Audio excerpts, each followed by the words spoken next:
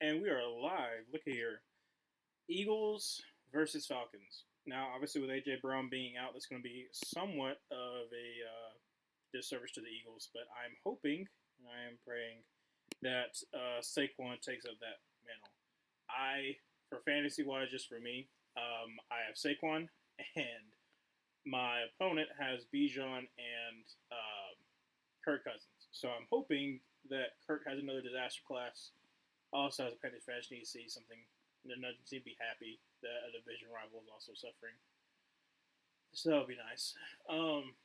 Because the last time that the Kirk Cousins led team came to Philly, it was not pretty for him. So hopefully that happens again.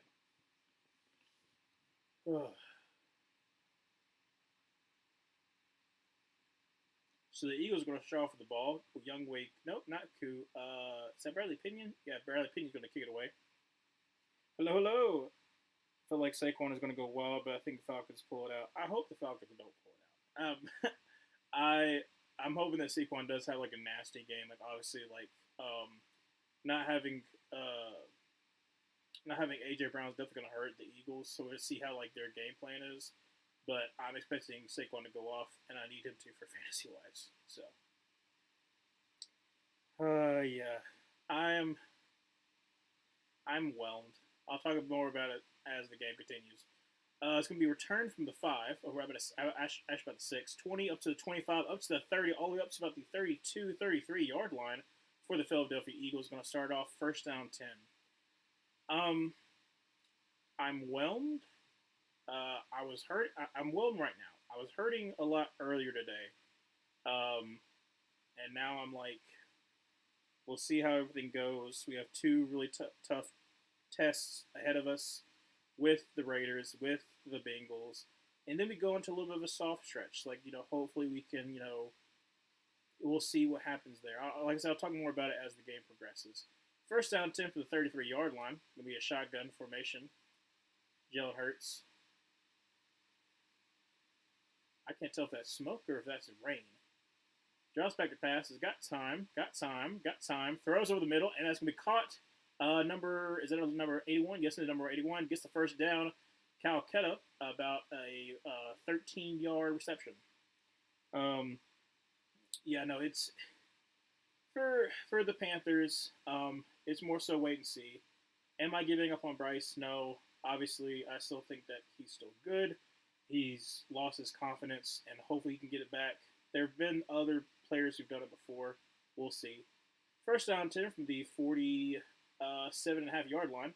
Going to be a hand, flash pass, and it's going to be thrown to 18. That's the returner. Try to remember his name. Get him about 6 on that one, 6 or 7. Second down, and there's a flag, though. It was about a 6 or 7-yard game, but there is a flag.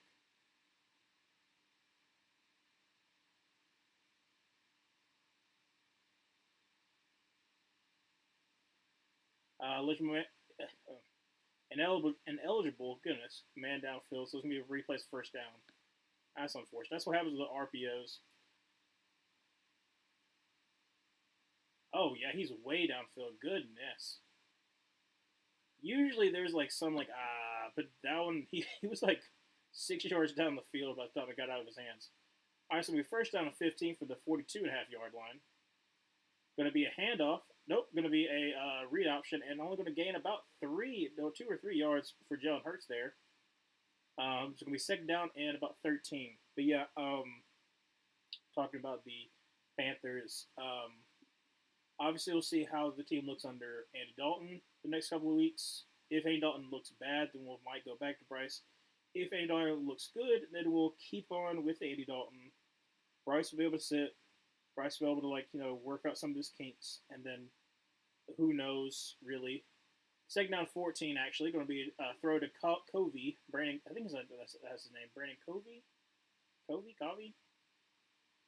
I'm gonna go with Covey. Probably had it wrong though. Yeah, I already knew we were kind of punting on the season unless something like drastically changed. So I'm okay with the change. I'm not like one of those fans who's like, oh no, this is terrible. I agree with that change needed to happen. I'm just interested to see how things go because there's a lot of things. There's a lot of potential things that happen. Third down and 9, empty set. Jalen Hurts from the 48.5-yard line, third down and 9. And it's going to be a QB draw, and he's going to try the right side. He's got the speed, and he's only going to get about 3 on the play. So it's going to be fourth down and 6 from about the 48. Going to have to punt it away.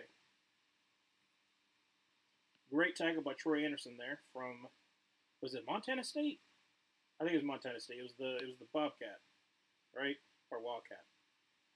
I don't know. I liked him coming out of college. Yeah, because Montana is maroon. I'm pretty sure. I think it's Montana State. All right, and punt it away cleanly, and it's going to be it's a nice little kick, and it's going to be grounded about the 8-yard line. So first down 10 from the 8-yard line. Not a great first possession, yeah. They were able to at least get a first down, but unfortunately, that penalty definitely backed them up a little bit. So with 12 minutes remaining, first down 10 for the Atlanta Falcons, and of course we go to commercial break. Hopefully not for long. Let's see what Kirk Cousins can do. I'm hoping not much.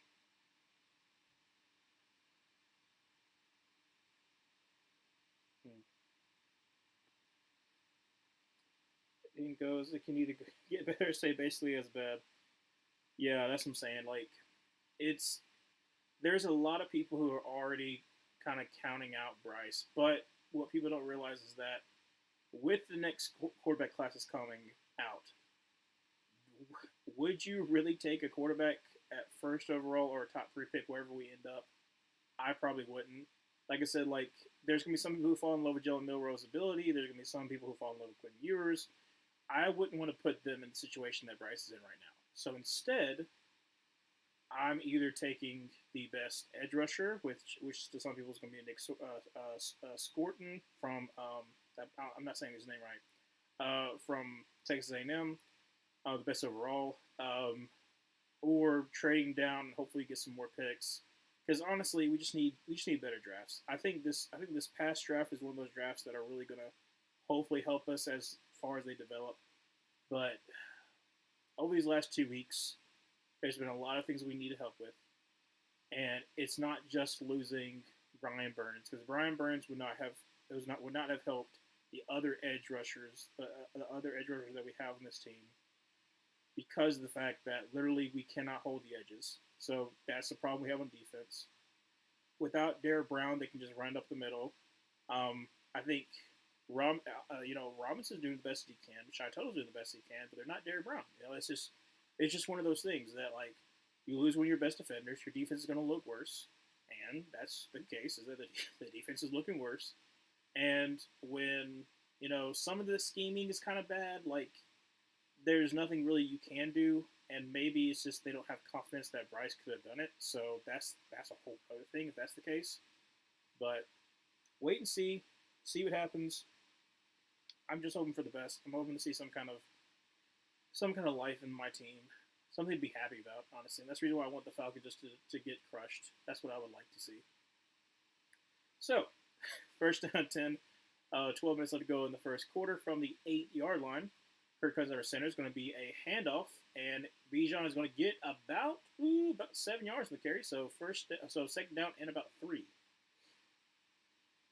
Yeah, that's what I'm saying. Like, if we do trade, we'll be able to get some pieces, but without a key quarterback, unless you're first overall, and you can like kind of like be like, oh, you want to get a quarterback, you got to go through us. Then like you might be able to get something, but there's not a quarterback that people are going to be like, oh, I want this guy. But I mean, another handoff to Bijan Robinson, not great for me. Makes another spin move, but then gets hammered. Goodness gracious, by number 19. But he still gets the first down, gain of about 6 on the play.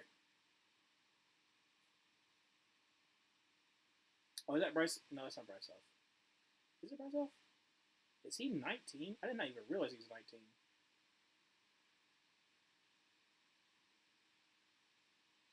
No, it's Josh Sweat. Okay, that's about to say. I was like, I don't realize Bryce Huff.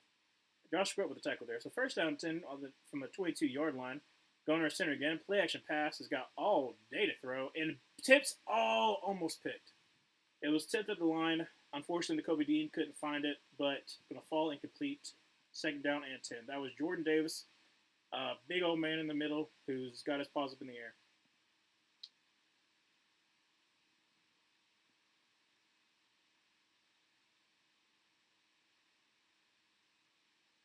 Jordan Davis is just so good. Like honestly, like I'm upset. Obviously, as an Auburn fan, I had to watch both him and Jalen Carter in Georgia. Still, second down 10, shotgun formation. Kirk Cousins drops back to pass. Is going to throw and not the greatest pass, but still a great catch by Drake London. He's going to gain about 7, so it's going to be third down at about 3. 10:40 left to go in the first quarter. The revenge of the quarterbacks. All these men proving themselves as their original team struggle. Yeah, I know. It's unfortunate to watch that 2 former quarterbacks are doing well in other places, but it is what it is. All right, so third down and 4 instead of third down and 3. Kirk Cousins in the shotgun. Going to drop back to pass. And he's got time, coming out of time, and it's going to throw it, and it's going to be dropped by Bijan Robinson. Had a little bit of angle, might have been tackled short, but unfortunately falls complete. 4th and 4. 10:08 left to go in the first quarter. Like I said, it's not a bad throw by Cousins. He puts it where it's only going to be to Bijan, but unfortunately Bijan can't corral it in.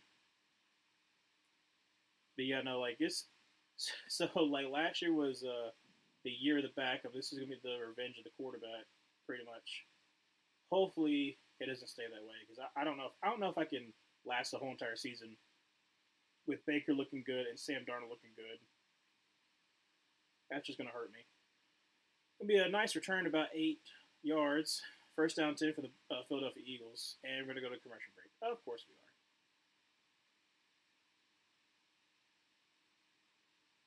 I hate that they don't at least let it be 2 possessions before we have a commercial break. Yeah, not great starts. The other thing, like defense, both these defenses are good. Obviously, the Eagles, are very, very talented, and the Falcons have a really. They don't have the best edge rushers, but like overall, I like their defense. Like their secondary is really good. I think their linebackers are very underrated. It's just I'm not the biggest fan of their front 4, especially their edge rushers. Yeah, no. Like Darnold was going off. That was an excellent throw. That not like obviously Justin Jefferson. He thrown to Justin Jefferson, you can pretty much do anything. But the fact is like he hit him in stride, good 60-yard bomb, and then Justin Jefferson just took it all the way through. But yeah, it's rough. It's rough for sure. The only one who's not getting revenge that's Russell Wilson. Russell Wilson's not getting revenge. But I don't know how good he can possibly be in that Steelers offense because of Arthur Smith. Arthur Smith is good at the run game. That's what I can tell you. Arthur Smith is good at the run game, but as far as being an actual coordinator, unless you're a run-centric offense, like he's still going to be pretty bad.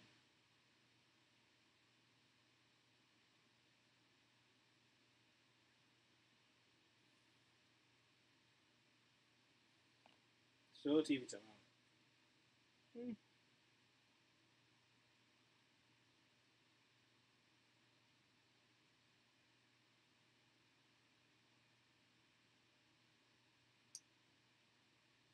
$9:55 left to go in the first quarter. First down 10 for the Eagles.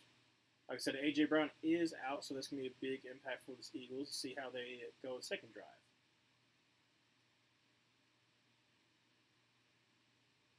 Are they going to show where they are?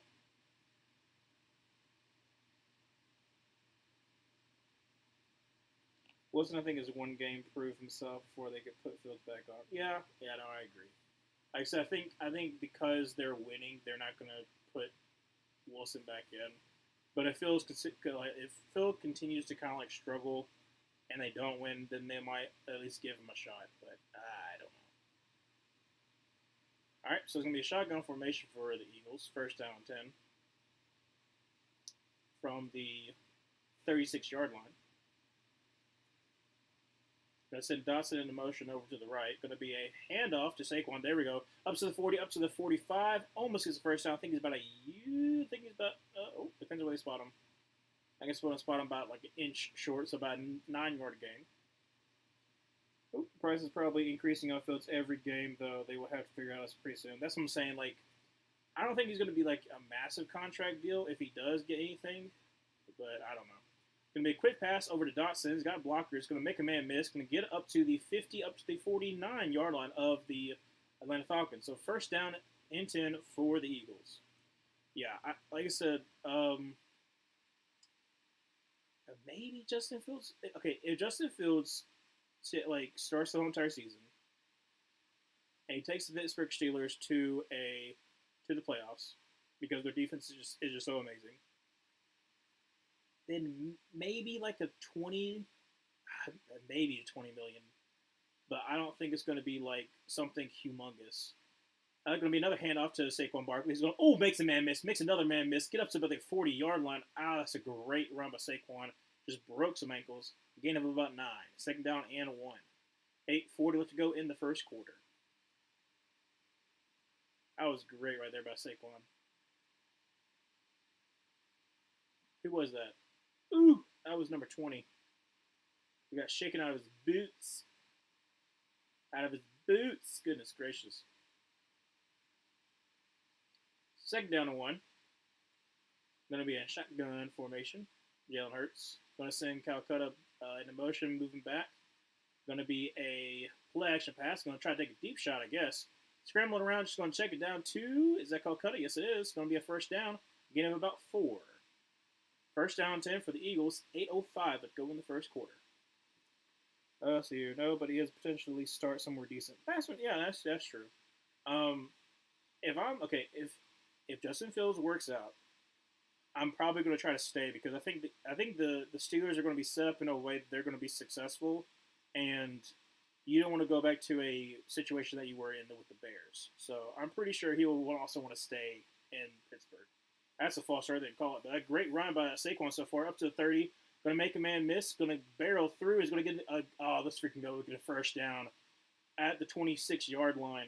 So far, Saquon is going like for about 9 to 10 yards a pop. I mean, just establishing the run game has been amazing for the Philadelphia Eagles so far on this drive. Saquon is going to be the answer to the Eagles all night. I agree, and I want him to. I need Saquon to have another legacy game. And I need Kirk Cousins to throw 2 interceptions, which could still happen. Jalen Hurts in the shotgun with Saquon to the left. Going to be another handoff to Saquon. He's going to make another miss up to 20, up to the 15-yard line. Another first down. Goodness gracious! Like I said, he's probably got like 10 yards pop. But that's a gain of 11. First down and 10 from the 15-yard line. Just nothing. I mean, Troy Anderson had him squarely, and they just whiffed. Just whiff by Saquon. Saquon makes a man miss. You can't get a good shot on him. They take him out for a little bit of a breather. Hopefully they'll steal his touchdown away. That'll be nice. I'm going to send Devontae Smith into motion. Going to be a handoff to, who is that? Gainwell? Yes, Gainwell is going to get about 4 on play. Second down 6.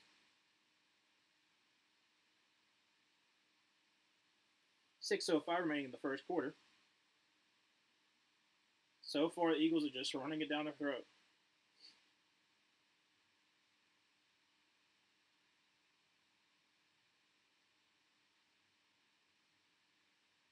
Second down 6 from the 11.5-yard line. Jalen Hurts in a shotgun with Kenneth Gainwell to his left. Jazz going to send Dotson into motion over to the left. Going to be a handoff to Kenneth Gainwell, who's going to only get about 3 yards in the play. So going to be about third down and 3 or 4. Well, that was only a 2-yard play, 2-yard gain. So third down and 4. Going to send Saquon back in there. 5:23 remaining in the first quarter. Let's freaking go. Keep that chug-a-lugging along. And get my boy a touchdown, please. That would be much appreciative. Also, Mekhi Becton's looked really good at right guard so far. I watched the Falcons. I watched the the Packers game, this game so far, at least he looks pretty good at right guard. Saquon's in the backfield with Jalen Hurts. He's going to drop back to pass, and he's just scanning the field, scanning the field, scanning the field. Going to scramble out to the left. He's going to try to get the corner, and he's going to throw in the end zone, and oh, it's incomplete. 4th and 4, going to have to come on and kick this field goal. It's like a chip shot field goal, but still. He was looking. Saquon got caught up, unfortunately, and he fell down. But 4th and 4, looks like they're going to kick the field goal. 4:45 remaining in the first quarter.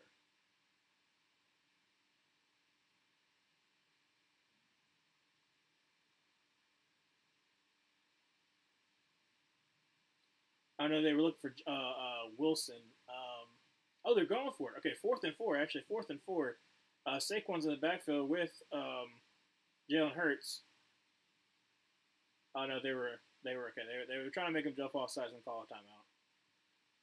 Nah, that's okay. Okay, here's the thing I don't understand.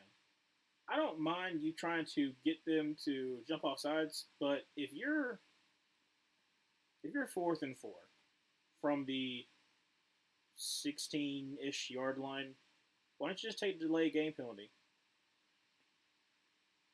Like, unless you're going, if you're actually going to go for it, then that's something. But, like, wasting a timeout on 5 yards for a field goal kicker who's going to be really, really good from, especially inside the 40, I don't know why you would waste a timeout like that. Like I said, unless you're going for it. And they are going for it. Okay, so I guess they were just trying to see what the defense of the Falcons were going to come out in. So 4th and 4, 4:45 remaining in the first quarter. Let's see here. Hurts in shotgun. Saquon Barkley's to his right. Trips to the left. That sends Saquon into motion over to the right. Drops back to pass. Has got time. Goes scramble. Trying to find a place. Trying to find a play. Throws, and it is, unfortunately, it is incomplete. Try to get it to Dallas Goedert a little bit high. So it'll be turnover on downs. Eagles could have taken a field goal. Decided to go for it, but great coverage by the Falcons. Forced a turnover on downs.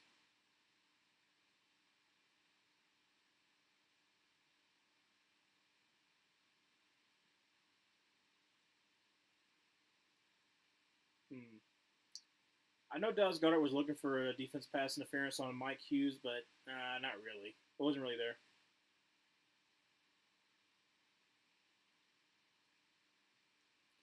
I'm actually interested to see the Aaron Hernandez story that they got on FX. Well, on Hulu. Because, like, I mean, his story is kind of fascinating, maybe because, like, you know, people just let it happen. Like, they knew that there was a problem, they just let it happen. I'm just hoping that they keep it close to what actually happened. But you never know. Yeah, I just should have taken points. Like, and I get it. But I usually take the points. If it's like if it's 4th and 3 and on like shorter, I think you can reasonably go because like you should be able to get 3 yards a pop as far as like running. You have like multiple different options, but when it's early in the game and no one's scored yet, it's good to put at least some kind of pressure. Like, oh, you put on a field goal. It's not like a tie ball game. So yeah, I definitely should take the points. Going to commercial break.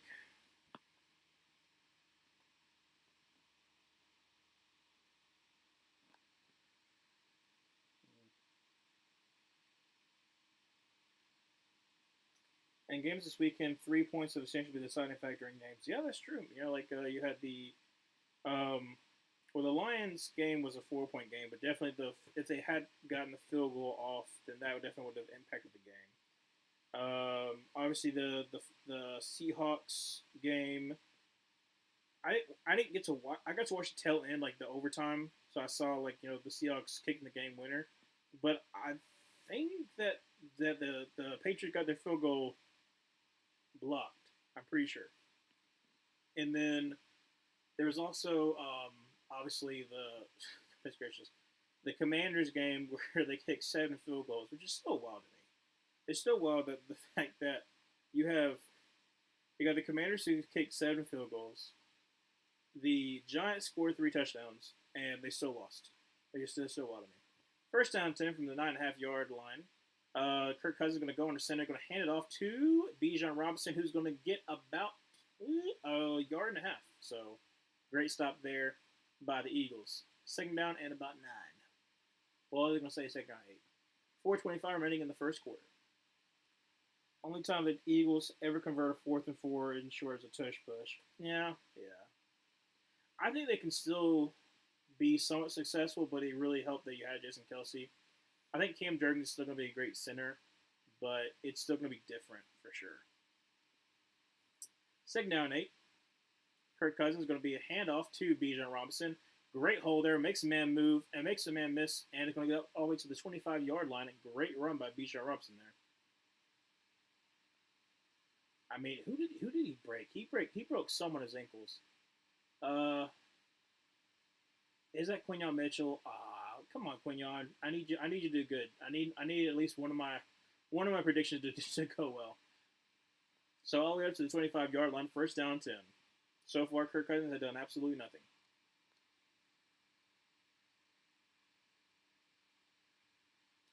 All right, pistol formation. Going to be a handoff to Bijan. I'm going to try the right side. Is going to get about 3 on the play, so good on Bijan. Second down, about 7. 3:13 left to go in the first quarter.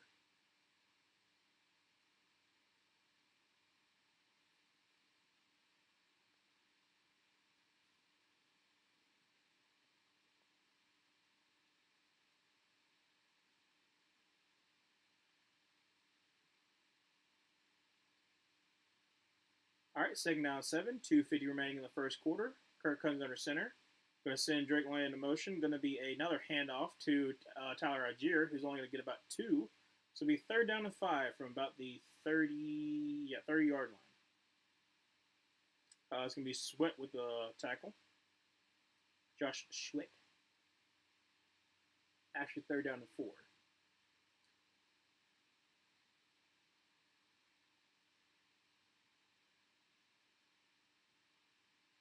So far, there's only run the ball. So third down and 4, very important for the Falcons here. So far, you got out from deep into your own end zone, well, deep in your own side of the field.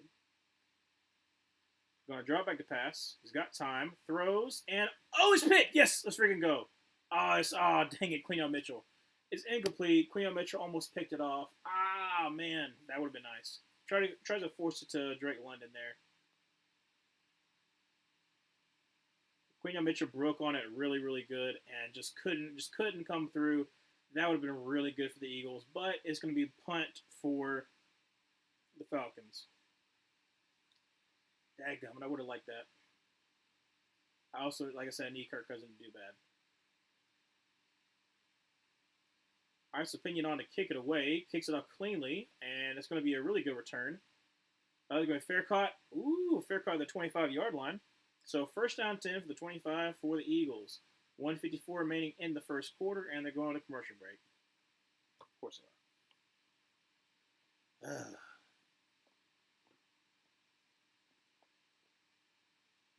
Here's what I say. If there's a change in possession with under 2 minutes in the first and in any quarter, you don't go to commercial break because you're already going to go to commercial break 2 minutes later. Unless it's like 2-minute warning. Then it makes sense. But changing after every possession is just kind of dumb. I'm going to look and see what's going on around the league as far as like what people are saying. No, that's nothing looking good for the... I'm also going to look at what people are saying with the Panthers because, of course, it's not looking good.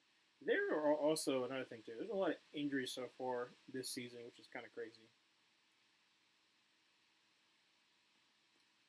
See, that's not really what I'm looking for.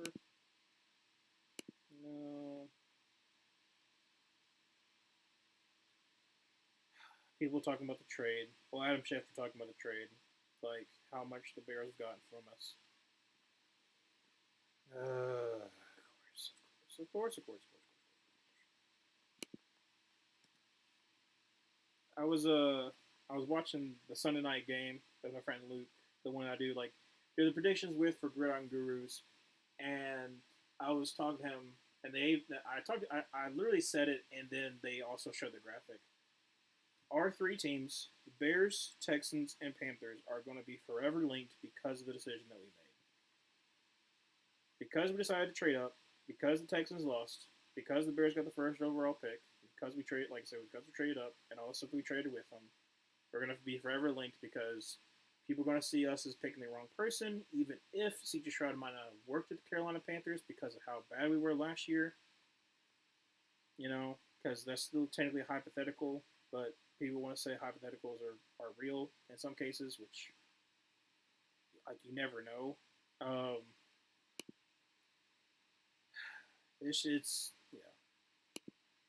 Like I said, I'm not necessarily over it. Oh my gosh, this person said, St. Louis fans, would you rather have no football team or a relocated Carolina Panthers franchise? Come on now. I'm not gonna look at that anymore. That kind of made me upset. First down 10 from the 25-yard line. I don't think the Panthers are gonna relocate. Obviously, the Panthers are very upset. Panthers fans are very upset, and they have every right to be upset. But do I think they're gonna relocate? No. I don't think really any team is gonna relocate unless it gets dire straits. First down 10 from the 25-yard line will be handoff to Saquon, who is actually going to only get a yard. So there we go. Got a stop for the Falcons against Saquon. Watching the Cowboys get smoked by the Saints, that was also, well, it was satisfying in the way that I got to see, we're not the only one that got smoked by the Saints. But it also was like, dang, are the Saints actually really good? And now I come to that realization that I was wrong for the Saints. I didn't think that Clint Kubiak would be able to turn it around all in one season, and he has so far. Second down and 9 from the 26-yard line. Going to be Jalen Hurts drops back to pass. Has got time. Going to throw all over across to Devontae Smith, who gets body slammed. Goodness gracious. Gets up to the 31-yard line for a 3rd and 4. 1:05 remaining in the first quarter. See, if they can't move tickets, they might be forced to. The question would be where. Yeah, like I said, obviously everyone's gonna say St. Louis because St. Louis is dying for a team. But I don't know. Like to me, I don't. It's gonna be hard for me to see another team move outside of obviously Oakland because that was happening around other major sports. Drops back to pass. Jalen Hurts is giving him a little bit of trouble, and he's going to make, oh my goodness, make Calais Campbell miss. And he, incomplete pass, tries to force it to, who did he try to force it to? Devontae Smith. It would have been short either way. But, no, it's Grady Jarrett. My bad. No, goodness, Onyemata. David Onyemata, my bad. I mislabeled you as Calais Campbell and also Grady Jarrett. My bad. He gets shaked by Jalen Hurts. He tries to force it to Devontae Smith. Like I say, it would have been short of the first down anyways. But still, going to be another punting situation for the Eagles. Like I said, Eagles should take the points. 29 seconds remaining in the first quarter. And the punt is away. Almost got blocked, though. Nice coverage. Going to be returned at the 16-yard line. Going to be returned to the 20, up to the 25, up to the... I think it's about the 27-yard line. First down 10 for the Falcons. 17 seconds remaining in the first quarter. First international team. If it hasn't happened for the Jaguars yet, I don't know if the Panthers are going to be that team. That would be interesting. I would hate that if that's the case. Because obviously, I'm like, regardless of like if relocation happens, regardless of that happens, I'm still gonna be a Panthers fan. I chose this. I'm gonna stay to be a Panthers fan through thick and thin. I just hope it doesn't come down to that. But obviously, that's something that's circling around. Kirk Cousins under center from the 27-yard line. Going to be a handoff. Nope, going to be a play action pass. Going to try to take a deep shot, and it's a little bit of a low throw, but still caught by London, who's getting up to the 46-yard line. Like I said, not a great throw by Kirk Cousins there, but still gets it to Drake London into the first quarter. So the Falcons will start first down 10 with the 45-yard line once we come back, but not a really good throw, and it wasn't tipped or nothing. So Kirk over the last 5 quarters has looked really, really bad. Like, I'm obviously there are people who are talking about in week one that he might not be truly healthy. Not, oh yeah, and like might he should probably be back. And it's kind of looking like they might be right because he's underthrowing balls. He's not putting it on on target, and obviously that has to do something with like your foot with your feet, especially like, you have to throw off your feet. That's not looking good. It would be a great way to restart the franchise energy. Like first quarter, no score. This is a defensive game. Yeah, no. Like, okay. In my opinion, yes, there could be relocation, but I think there just needs to be a different aura. So let's take over for teams that had sucked for a good long while, and then all of a sudden had a spark, and now they look like the future of the NFL. Lions and Texans. Texans, obviously, had like three head coaches in 3 years. You left from Bill O'Brien, you had David Coley, you had Lovie Smith. Like looked really really bad. We're always top three picking. Like it was looking really bad for the Texans, and then they revitalized by getting a really good head coach, by also picking a good quarterback, with also the trade that they had made that got Will Anderson. Because that's really something that kind of gets me that people don't talk about the fact that they were able to get Will Anderson too, who is a difference maker on the defensive line for the Texans. Lions had been bad for a while. They make the trade, and because they make the trade, they're able to get, thankfully, Jared Goff, and it ends up working out for them. They also benefited heavily from the Jaguars taking Trayvon Walker and them getting Aiden Hutchinson, and then them consistently building off of like really good drafts back to back to back. So it still could happen without like relocation or anything drastic. First down 10 from the 46-yard line will be hand off to Taylor Algier, who's going to get up to about the 49-yard line, gain of about 3. So second down at about 7. Bucks. Yep, Bucks is another one. Well, Bucks, it was, they had been bad for a long time, and then they had some good drafts. They unfortunately still had a bad quarterback, and then they got a Super Bowl winning quarterback. Play action pass. Kirk Cousins is going to dump it off to Tyler Algier, who's going to get up to about the up to about the 39-yard line. First down at 10 for the Falcons. Falcons are moving the ball down the field. Yeah, Bucks are a good example of just being bad for a long time, but they're in a different scenario where they got a quarterback and they had the team to surround him with. So first down 10 for the 39-yard line. Going to be hand off to Tyler Algier. He's going to get to the 30, up to the 25, all the way up to the 22-yard line. Up 23, that's where they spot him. Great run by Tyler Algier there. First down 10, 13:55 remaining in the second quarter.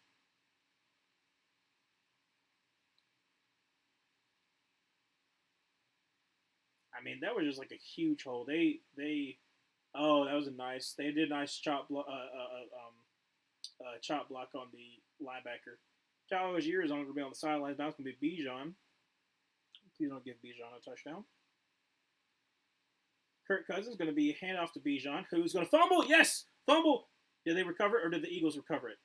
Who recovered it? Who recovered it?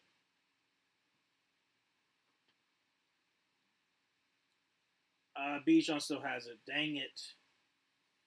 That would have been nice. Well, okay, still a loss.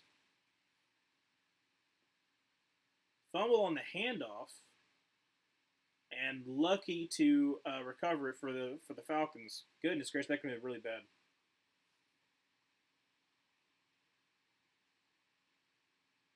So second down 11, loss of 1 from the 25-yard line. Going to be another handoff to Bijan, who's going to only get about 2 yards in play. So it's third down and long, 12:40 remaining in the second quarter.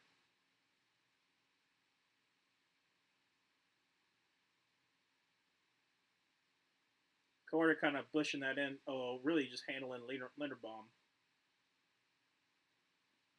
3rd down and 9. Yeah, it is a very nice recovery. Like I said, that could have been disastrous. 3rd down and 9. So far, no one has converted on 3rd down. Eagles are 0-3, and the Falcons are 0-2. Kirk Cousins a shotgun with Bijan over to his left. Draws back. Oh, okay. Was there a flag or was there a timeout? Because it could have been delayed game. All right, so Falcons call a timeout. It would have been a delayed game. 3rd down and 9, 12:08 remaining in the second quarter. Might be hopefully not a TV timeout. No, it's just gonna be like a quick little timeout. Okay. Falcons are knocking on the door. I would expect them to take the points. If they don't convert here, you take the points. You don't know what the Eagles should have done. But like I said, yeah, so nice recovery by Bijan there. It kind of seemed like he didn't have, obviously like there's different holds for running backs. Most of the time you'll see like this. But he looked like he had like more of like his hands like this. And it wasn't really on Kirk, because we're more on Bijan there. But like I said, nice recovery. Still get the drive alive. And we got 3rd down and 9. Trips to the left. And it's going to send Drake London into motion. Motion back out. Drops back a pass. He's got time. Oh, he fakes, and he's going to only get about 2 yards. Well, about 1.5 yards for Kirk Cousins. 4th and about 6 field goal units coming on.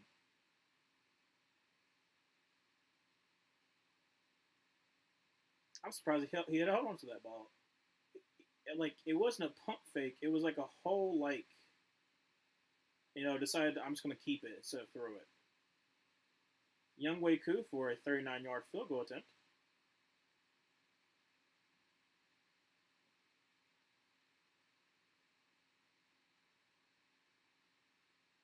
Kick is up, and it is right down the middle. So 3-0 for the Atlanta Falcons. 11:22 remaining in the second quarter.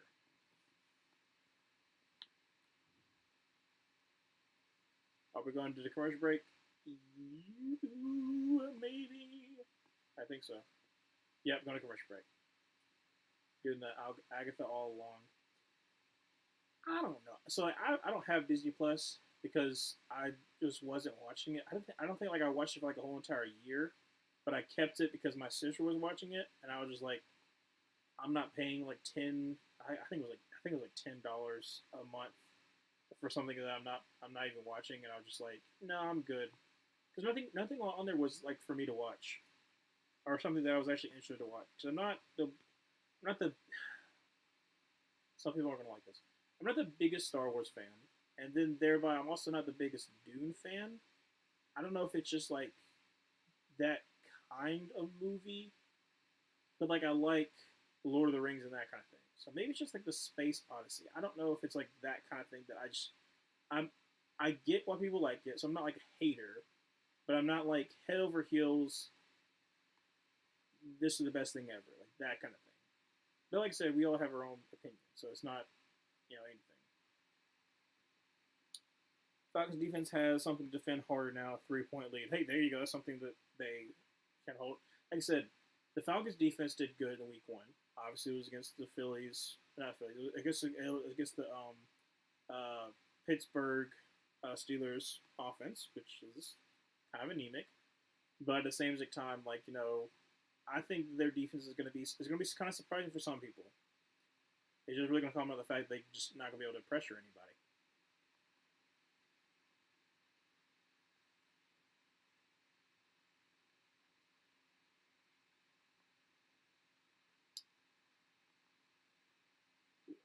They're showing they're showing how like dominant they've been on that one drive they had where like Saquon was like 10 yards a pop. Like, I'm kind of surprised they kind of went away with it. I know they rested Saquon, but I don't know. Like they were just able just to move bodies. I mean, it was pretty incredible to watch. I was kind of hoping that he would be able to score a touchdown, but yeah. So kickoff's about to ensue. 11:22 remaining in the second quarter. I'm a fan of Star Wars, Star Trek stuff. Yeah, like I said, like it's Some people like it, some people don't. It's all about kind of like the stuff you like. Now, I've never watched Star Trek. I just only watched Star Wars, but I liked it when I was younger. Not as much anymore. It's going to be a touchback, so it's going to start for the 30. So first down 10 from the 30-yard line for the Philadelphia Eagles. Goodness.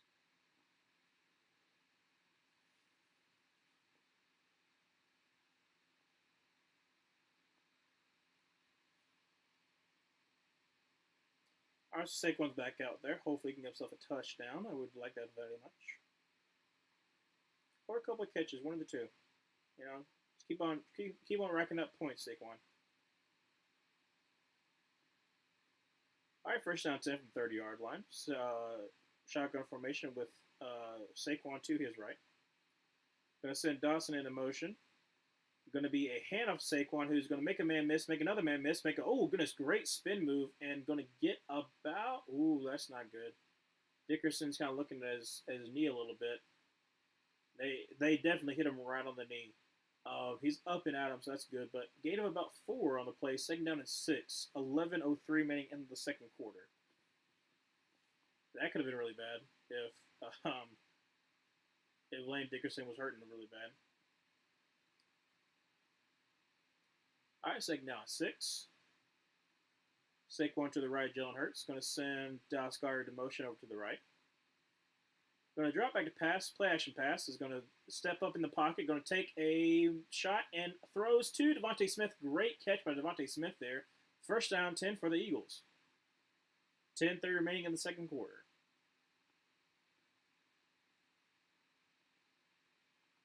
See, they had a little bit of a crosser there. Yep. So first down 10 from the 48-yard line of the Falcons. Got Saquon to his left. Going to drop back to passes. Got time. Throw to Saquon, please. Scrambling around, probably going to throw this one away, and he does. Throws it away. So it'll be second down 10, 10:05 remaining in the second quarter.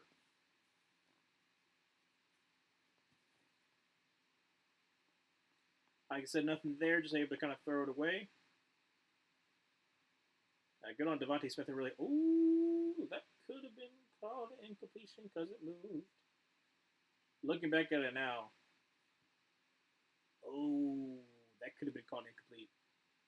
Good on them for getting on the ball, though. Second down 10 from the 48-yard line. Jalen Hurts, 4 seconds, 3 seconds. Better hurt 2, 1, and they snap it with the 1 second left to go on the play clock. Saquon, unfortunately, going to get eaten up and 2-yard loss by Matthew Judon, who's blocked by a tight end. Never good to put your best pass rusher on a tight end. Don't know why they do it.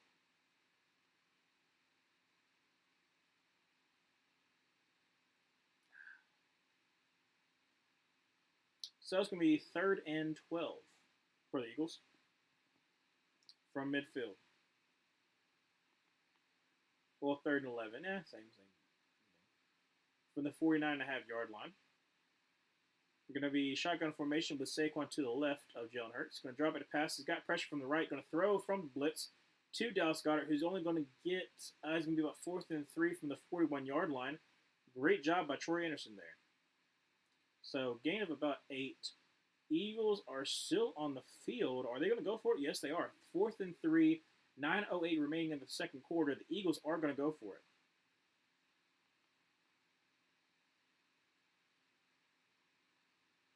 I mean, your defense has done pretty good so far, so I don't see why you don't. 4th and 3. Jalen Hurts has Saquon Barkley to his right. In shotgun formation. Gonna send Covey into motion. Gonna drop back to pass. And got time. Gonna run out of time, and he's gonna be able to scramble. Gonna get the first time up to the 35, up to the 30, up to the 25, up to the 20, and slides at about the 18-yard line. Great run by Jalen Hurts there. Gets that first down. First down, 10 Eagles. I thought it was going to go to Saquon. Saquon was kind of like, doing the little. Oh, there's a flag though. Oh, it's after the play. Okay, so it's still going to be a first down. Is it unsportsmanlike conduct or something like that? I'm trying to think what would it possibly be if it's after the play. So yeah, he's serving the field. Great coverage by the Falcons.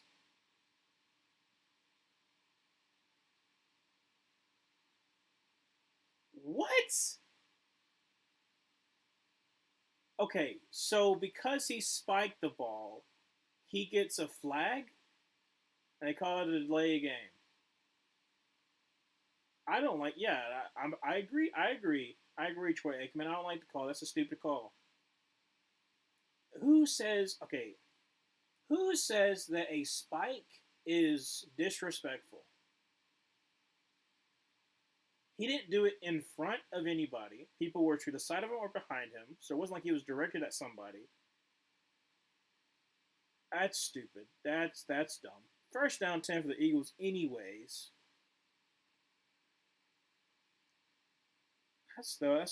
Yeah. So like literally like he scrambled for the first down up to the 18-yard line and slid, and then when he came up from the slid, like from the slide, nobody's around him except to the sides and behind him, and he spikes the ball. A common thing, and they called him a penalty for it. That's stupid. Going to be a toss to Saquon's got nowhere to go, and he's going to lose about 5. That's not good. So what was second down? 15 is going to be second down. It was first down at 15. It's going to be second down at about 20.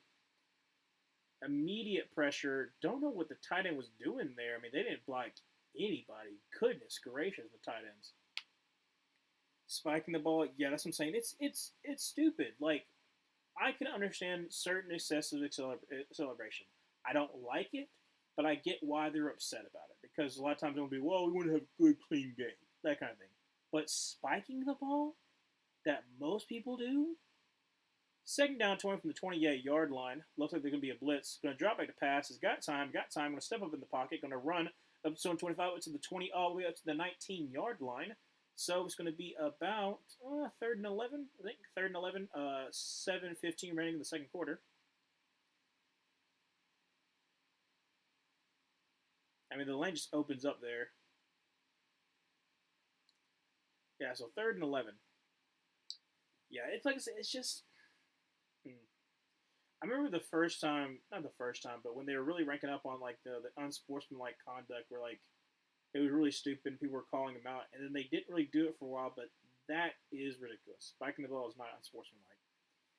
Jalen Hurts, clock is winding down. Third down 11, drop back to pass. He's got time. Going to scramble out to the right. Going to skirt for the 15 on man miss. Gets up to the 5-yard line and gets down to the 4. Great run by Jalen Hurts there. Good miss. Just sidesteps another man and just runs through another. 6:25 remaining in the second quarter. First and goal for the Eagles. Blues, you know the flag is going to be talked about all day tomorrow. It would look good if the TD here, you minimally want to take the lead. Yeah, that's what I'm saying. I want them to give it to Saquon. If you could, well, Saquon's not in there. Going to be a it was a read option throw for Jalen Hurts, but no one really opened. Just kind of threw it down the ground. A flag though, so I'm wondering if someone got downfield. That's not intentional grounding.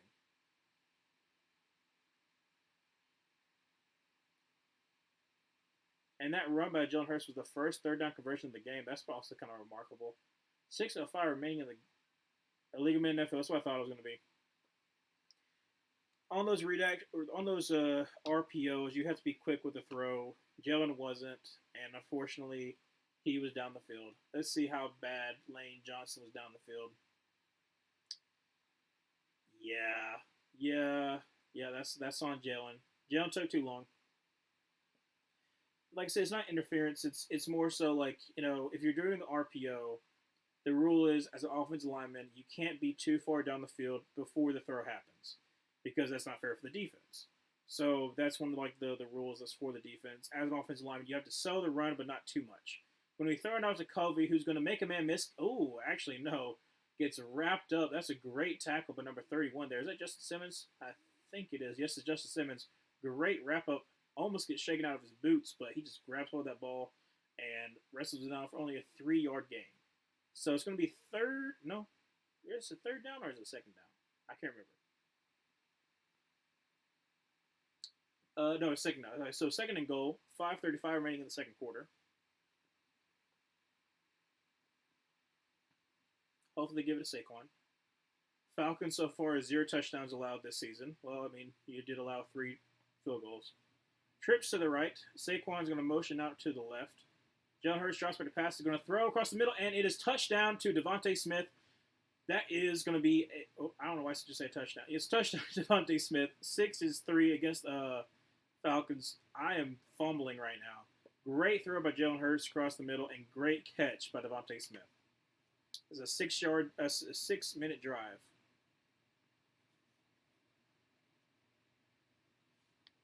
Yeah, I found him in the back of the end zone.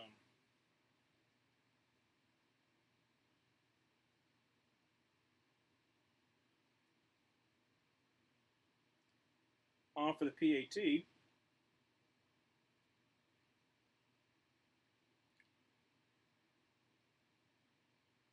Snap, hold, kick is up, and kick is good right down the middle. So 7-3 for the Philadelphia Eagles.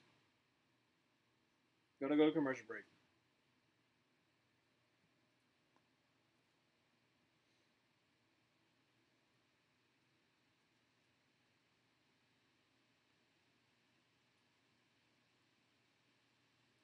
At 5:15 left to go in the second quarter. Like I said, both defenses doing really good. Thankfully, Eagles are able to score a touchdown there. Really should have taken the points. We already said it before, but they really should have taken the points earlier. Would have been a 7-point game. But still, defense doing pretty good. Try to see. Do we know exactly what was wrong with AJ Brown? Like I said, I knew he was out because I had him in one of my fantasy leagues. So I was like, oh, dang. See, what is his injury? He missed a couple of weeks. Oh, that's not good. Hamstring issue. Okay, that makes sense. So the Eagles are just going to take it slow. I'm pretty sure they have. See, I know they have the Saints next. Yes, they have the Saints and the Bucks next. Ooh, that should be interesting. Next week for the Eagles. Yeah, so they got Saints, Bucks, Browns, and then probably since AJ Brown's not going on IR, he might be back. He should be back for the Giants game. So I mean that would be good for him to come back. But yeah, it looked like a tough stretch for the Browns are the Browns. So defense is good. Offense, but that'd be interesting. That's going to be an interesting couple of games for the Eagles. Should get the score drive, get the momentum before the end of the half. Yeah, you're kind of hoping so. You're able to run the ball. Kirk Cousins, a couple of his throws have looked really, really wonky. Obviously, one of them was batted by, Jordan Davis. I was going to say Jalen Carter, it wasn't Jalen Carter. But a couple of his passes have not looked really good, so I'm kind of concerned about that for the Falcons. Because obviously, yeah, you can run the ball. You have a good enough offensive line, but you're paying Kirk a lot of money that he needs to be that guy.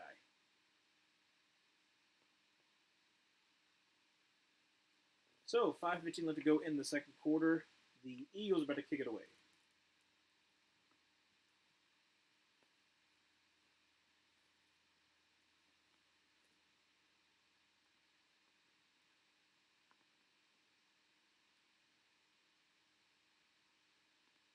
Jake Elliott to kick it away.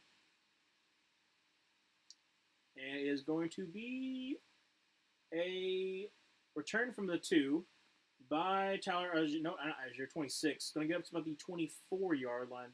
And there's a flag. A face mask?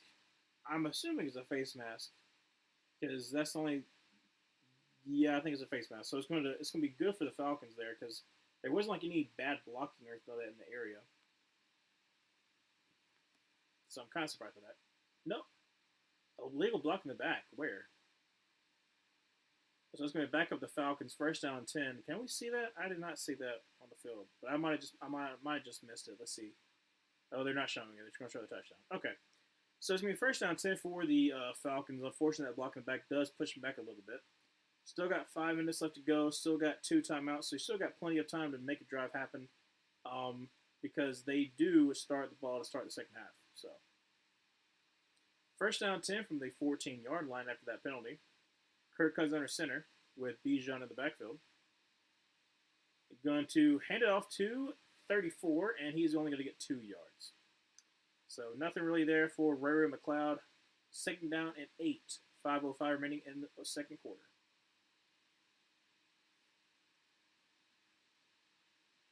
Yeah, like I said, like Kurt needs to get a little bit of a good drive together because so far his passes have, like I said, not been looking too good. Almost got picked up by Quinyon Mitchell. I'm still upset he didn't get that. But Kirk Cousins under center, second down 8. Going to send Drake London into motion. Going to be a play action pass, and immediately pressured, and it's going to be, oh goodness. Kyle Pitts stiff arm Zach Bond, but only gets 1 yard on the game. So third down and 7, 4:28 remaining in the second quarter. Sorry about that. Yeah, he just absolutely stiff armed Zach Bond, but Eagles able to rally, only lets him get a 1 yard gain. Well, 2 yard gain. So it's like third down 6.5. Eagles crowd is getting loud. 4:07 remaining in the second quarter. Kirk Cousins in a shotgun. With Bijan to his right. Drops back to pass. He's got time. Throws across the middle, and that's going to be up to Ray McLeod up to the 30-yard line. First down and 10 for the Falcons.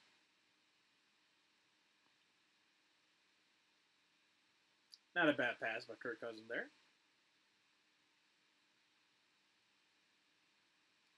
He protects Ray McLeod and also gets the first down. So good on Kirk. I just don't need him to get a touchdown for fantasy reasons. Kurt's under center. Got Bijan in the backfield with him. Going to be a handoff to Bijan on the left side. He's got blockers. Going up all the way to the 40-yard line. First down for... okay, that's a bad spot. Actually going to be only 9.5 yards on the game. So second down and 1. Well, second down inches. That's... Did he get tackled that early? It looked like he got the first down. I think it's a bad spot. So second down and 1, but really second and inches. Going to be another handoff to Bijan. Going to easily get the first down up to the 50. Makes a man miss. Going to get to the 45-yard line. Another first down, but there is a flag. 2:55 remaining in the second quarter. Let's see what the flag is. Probably going to be a hold. Second half of the game is going to get interesting. I agree. I think they're kind of like, I think in the third quarter is really going to ramp up. Kurt needs to be consistent. The team does well. I agree. Like I said, it's all going to be on Kurt. But it does seem like there's going to be a hold on the Falcons, unfortunately, by number 67. That's where they're pointing at right now. Oh, no flag. Okay, never mind. So they rescinded the flag, so it's still going to be first down and 10 for the Falcons. So what would they have called? Yeah, that's not hold. That's good. That's good. No call. Good no call by the refs. So first down 10 from the 46-yard line for the Falcons, having a pretty good drive so far. Kirk's under center with Bijan in the backfield.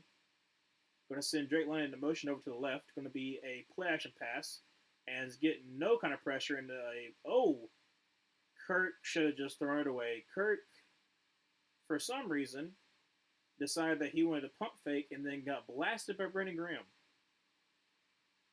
But there is a flag.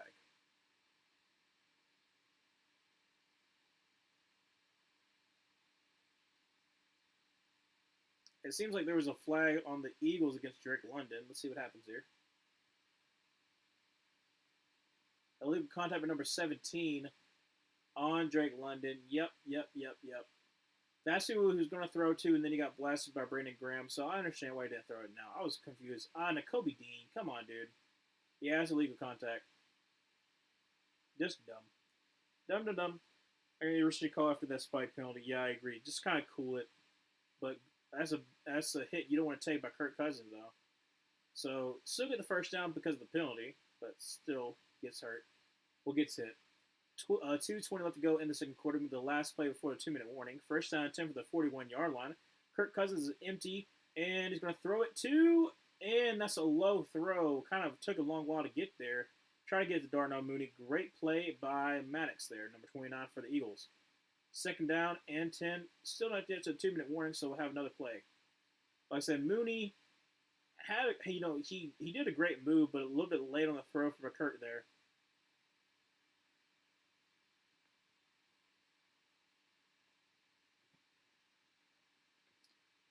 right, so it's going to be 2:10 left to go in the second quarter, second down 10. Kirk Cousins so far is 5 for 9 for 51 yards. Going to send Mooney into motion back in the backfield with Tyler Algier. Going to drop back to pass. He's got time. Serving the field. Going to throw across the middle to Ray McLeod. It's going to be the 22, 23-yard line. First down 10 for the Falcons. That'll be the last play before this 2-minute warning. So Falcons set up. Oh, there's a flag. I'm wondering, is that on Ray McLeod or is that on the Eagles? Because the ref who threw the flag was looking at Ray McLeod. Did he throw a punch? He's looking at the scoreboard. Guard him. Oh, yep. CJGJ is really getting under people's skin. He rips off his mouth guard, and then Ray McLeod throws a punch. He's ejected. He's gone. Unsportsmanlike conduct. Unnecessary roughness. Yep. Oh, they're not going to eject him. Okay. Well, still, it's still a penalty. 2-minute warning, so we'll go to TV timeout. It's good for him not getting thrown out of the game, but that was just dumb. I understand that's what C.J. Gardner-Johnson does. He gets under people's skin. He, that's what he did all the time when he's at the Saints against Mike Evans. But you can't let him get under his skin because that means that he won. Yeah, it was Ray McLeod. It was like I say, it was just one of those dumb plays. Honestly, like I said, he didn't really connect with his punch. I guess that's the reason why he didn't get thrown out of the game. But Algier last night, that was a straight up punch that he did not get caught with, and I was really surprised that they did not throw him out of the game. It's a good thing that they didn't because they were already down Christian Harris. So, but yeah. It was kind of like a cross the face mask. So, still a punch, but not really connecting. Now we're at the TV timeout for 2-minute warning. Obviously, if you're the Falcons, you got to score here. That penalty really kind of set you back. The 15 yards because you were inside. I think you were inside the 20 because I think they were at the 16-yard line. So you're still good. You still got 2 timeouts. You still got 2 minutes left. So you're not in a bad position, but you want to be as close as you possibly can to the end zone. So don't do anything stupid. That's the name of the game. Don't hurt yourself with penalties. But another man is wearing a helmet. Yeah, no, like I never understood when people did it when I was playing. Because, face masks, freaking hurt, dude. Have you ever, punched someone in the face mask? Maybe you haven't, maybe you haven't. But, if you're gonna hit someone in the face mask, do it with an open hand. Hitting your knuckles on a face mask freaking hurts. But, open hand, at least it doesn't hurt as bad. It just, I don't know. Like a slap is, disorienting, so at least there's that, too. It's not a punch. But, yeah, I don't know. I get tensions are high, but sometimes, think about it before you do it. It's easier said than done, but still. Would not be him in the locker room at the half. The heart is not telling me. Would not want to be him in the locker room at the half. If they have to only kick a field goal, then yes. If they still score, it's not as bad. But if they had to be set up for a field goal, then yeah, I would, as a Falcons player, you would be really upset. So I'm going to start away at the 38-yard line, first down 10. Kirk Cousins in the shotgun with Bijan to his right. Drops back to pass. He's got time. Going to throw it to Bijan, unfortunately. Makes a man miss, but Max is still able to get there. Going to be a 6-yard gain, something like that. Only exception to fighting and non-fighting sports is hockey and rugby. Dude, hockey fights are so fun to watch because some of them can't fight. Some of them can, but the people who can fight going against people who can't fight is just so entertaining to watch. Kirk Cousins our center, second down and 3, so gain of 7 there. Going to be a handoff to Bijan, who's going to find a hole, get up to the 25, make a man miss, going up to the 20, up to the about the 16, 17-yard line. Great run by Bijan there. First down and 10 for the Eagles. Not for the Eagles, sorry, for the Falcons. Goodness. Rookie move there. But just Bijan just so strong, like just carrying people for about 7 yards. Great on Bijan. He's going to the sideline. Good. Don't give him a touchdown. I don't need that. 56 seconds remaining. Clock is ticking from the 17-yard line. Kirk Cousins under center. He's going to hand off to Algier, who's going to get about 4 on the carry. If I'm the Falcons, I'm thinking about taking a timeout here. Or not. 42 seconds remaining. 40 seconds. That was a quick 42 to 40. 35, 34, 33. Second down 6. Kirk Cousins under center. There's going to be another handoff to Tyler Algier. I mean, they're getting yards, but still. First down, all the way down to the 6-yard line. I think they're going to call a timeout here. 26 seconds remaining for the Falcons. Yeah, that's the same. Like, Algier and Bijan should have been a deadly combo last year, but because their quarterback was so bad, Desmond Ridder was just not good. Like, people were crowding the boxes. That's the reason why I think the Falcons can be good. You just have to hope that Kirk Cousins can actually deliver. Because they have the talent. They have 2 talented backs. They have a really talented wide receiver. They have a really talented tight end when you use them. And you have a pretty decent offensive line. Like, probably like 15 offensive line. Maybe more than that. I might be downplaying them a little bit. But you have a really good offensive line. It should work. Hopefully it does work for the Falcons. I kind of hope it doesn't, because I'm a Panthers fan. But still, hopefully it all comes together. So far, 80-yard drive, 4:49 minutes on this drive. 26 seconds left for the Falcons. First and goal. From the 6-yard line, going to send Mooney into motion. Going to drop it pass. Going to be this quick throw to, oh my gosh, Brandon Graham. So dumb. So dumb. It was a pass to Bijan on a screen. Eagles were able to sniff it out. Unfortunately, Brandon Graham, face mask. It'd be first down. I think it's only 3 yards they get because it's like, halfway to the. It's just dumb. Dumb penalty. It's a bad one too. That's a really bad one. Goodness gracious. Almost takes his head off. But at least as soon as Brandon Graham did it, like he put his hands up, like, yeah, no, I messed up. So 22 seconds remaining, first and goal. I just don't need the if the Falcons score a touchdown, that's fine. I just don't need to be Kirk Cousins or Bijan. It can be Tyler Algier. So right now. So first and goal from the 3-yard line. Bunch to the left. Kirk Cousins in a shotgun. Going to be hand off to Bijan, and is going to get nowhere. It gets stood up. I think he's actually going to lose a yard. 17 seconds remaining. Falcons got to call a timeout. Second and goal. Not the best strategy for the Falcons there. Like, if I'm being honest, I would have passed on the first and goal, and then you could have run on second and goal and then call timeout. The third and goal, if it's not open, you just throw it away. So, I don't like that play calling. But yeah, Chris Lindstrom and also the center just get blown up by a really, really talented defensive line for the Eagles. Essentially need to kick Kirk to be Purdy, play consistent, do nothing dumb, and you're going as a quarterback. Honestly, yeah, like I said, just don't make mistakes. Because you almost threw a pick. That would have been very costly. So the Eagles are getting loud right now. Second and goal, 17 seconds remaining. Kirk's under center, and you got Bijan on the line. Going to drop that pass. He's going to throw, and it's going to be incomplete. He could not connect with Darnell Mooney. 14 seconds remaining. Third and goal from the 4.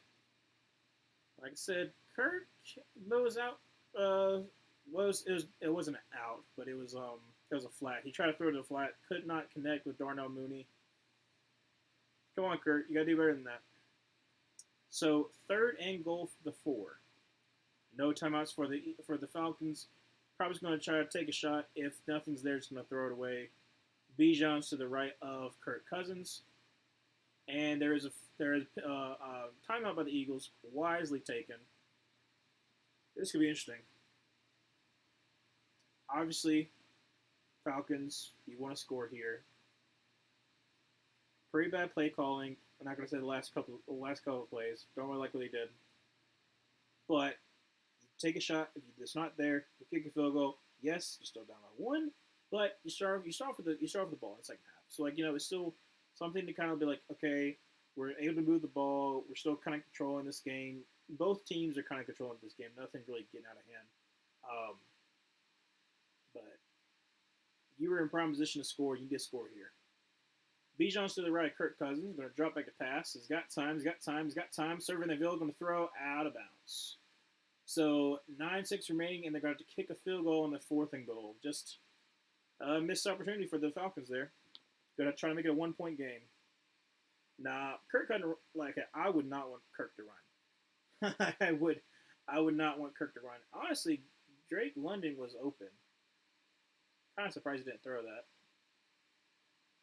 Great move by Kyle Pitts, but still nothing there. So 22-yard field goal for Younghoe Koo. A little bit of a weird angle, but still chip shot field goal. Kick is up, and kick is right down the middle, so it's going to be 7-6. 6 seconds remaining. They're probably just going to kick this one away, and the Eagles are going to kneel it. So nothing really going to happen until halftime, but still a very defensive game. Eagles probably should have kicked the field goal when they had the chance. They would have been up by 4. Falcons, they were down the 16-yard line. Unfortunately, that personal foul by... Are they going to TV timeout? Really? TV timeout with 6 seconds remaining.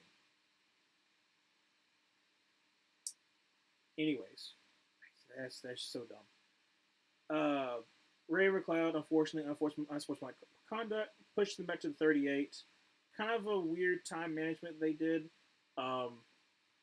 where they were just letting it kind of run down. And I understand you don't want to give the Eagles any kind of time, but still, you probably should have let a little more clock for it, left them a little more clock for you.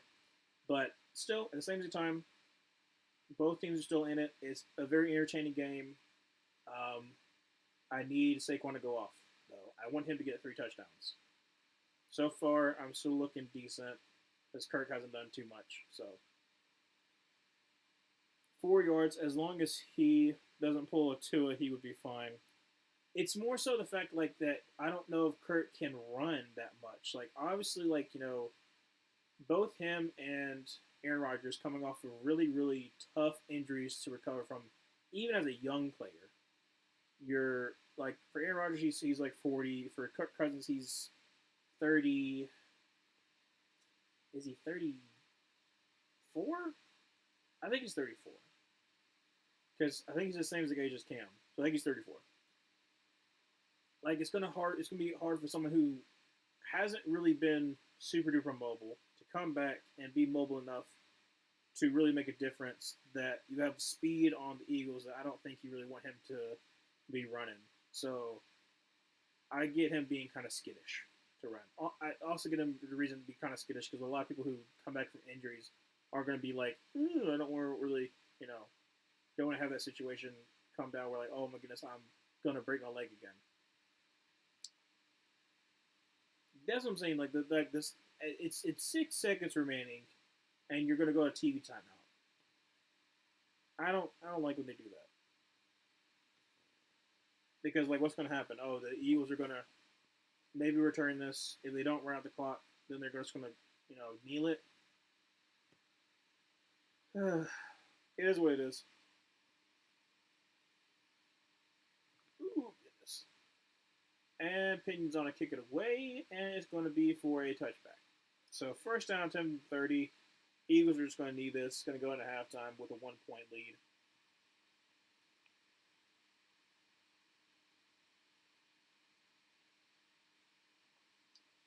Ooh.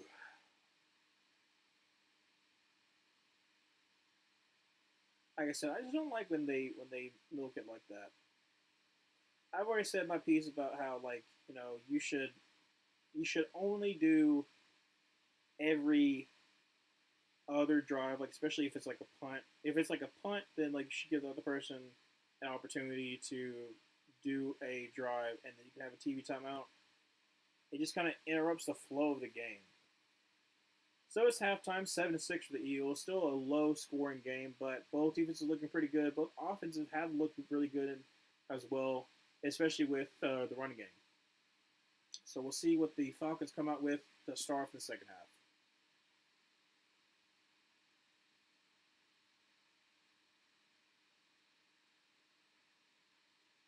Mm. Well, well, well.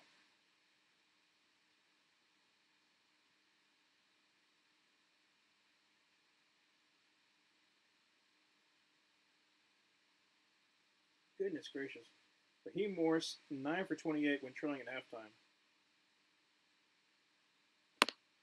Granted, he was at Tampa for 3 years, so there's also that. Also, the 2020 Falcons. Which is that's another thing, too. It's kind of wild that he was interim for 2020 when they let go Dan Quinn. Didn't get accepted for the job. They said we're going in a different direction. And then you replace the guy who replaced you. Like, what is that? How does that go with like an owner? You know what I'm saying? I'm thinking of like the conversation you had to have with Arthur Blank is like, hey, we made a mistake. Um, you were supposed to be the guy. We messed up. So you want to come back? You know, like that's what I'm thinking. Also, Bo Nix and the Broncos. I don't even know where they start to fix that. So obviously, if you're a rookie, there's a lot of pressure on rookies already. But when you're already expected to be the most pro ready because you've had so many starts, um, it's unfortunate that Bo Nix also had to start against two of the better defenses because the Seahawks are a really good defense and also the Steelers are a really good defense. So I'm not gonna take that much away from him because like obviously like it'd be very hard for any kind of player, especially a rookie going into that situation. I mean, C.J. Stroud's first game against the Ravens, like that's point out like he didn't have a good first game. Kind of came along strong in the second half of the season and as the season progressed. But I think there's obvious obvious talent deficiencies on the offensive side of the ball. I think the offensive line has issues. Wide receivers have issues as far as getting separation. Some of it's still on Bo Nix. It's still a work in progress. So in my opinion, as a if you're a Broncos fan, you shouldn't be. I don't think you should totally give up on Bo Nix. I mean, like none of the rookie quarterbacks look good their first two games, which honestly should happen because they're getting used to the game of NFL football. But I think that it's going to be interesting if the Broncos continue to lose. If Sean Payton does Sean Payton things and does not kind of quirl the situation where, like, yeah, it's a rookie QB and things are going well, and it starts to become looking like a dumpster fire, does he get fired? I don't know if he gets fired because they traded for him, which is still kind of crazy that they traded for Sean Payton.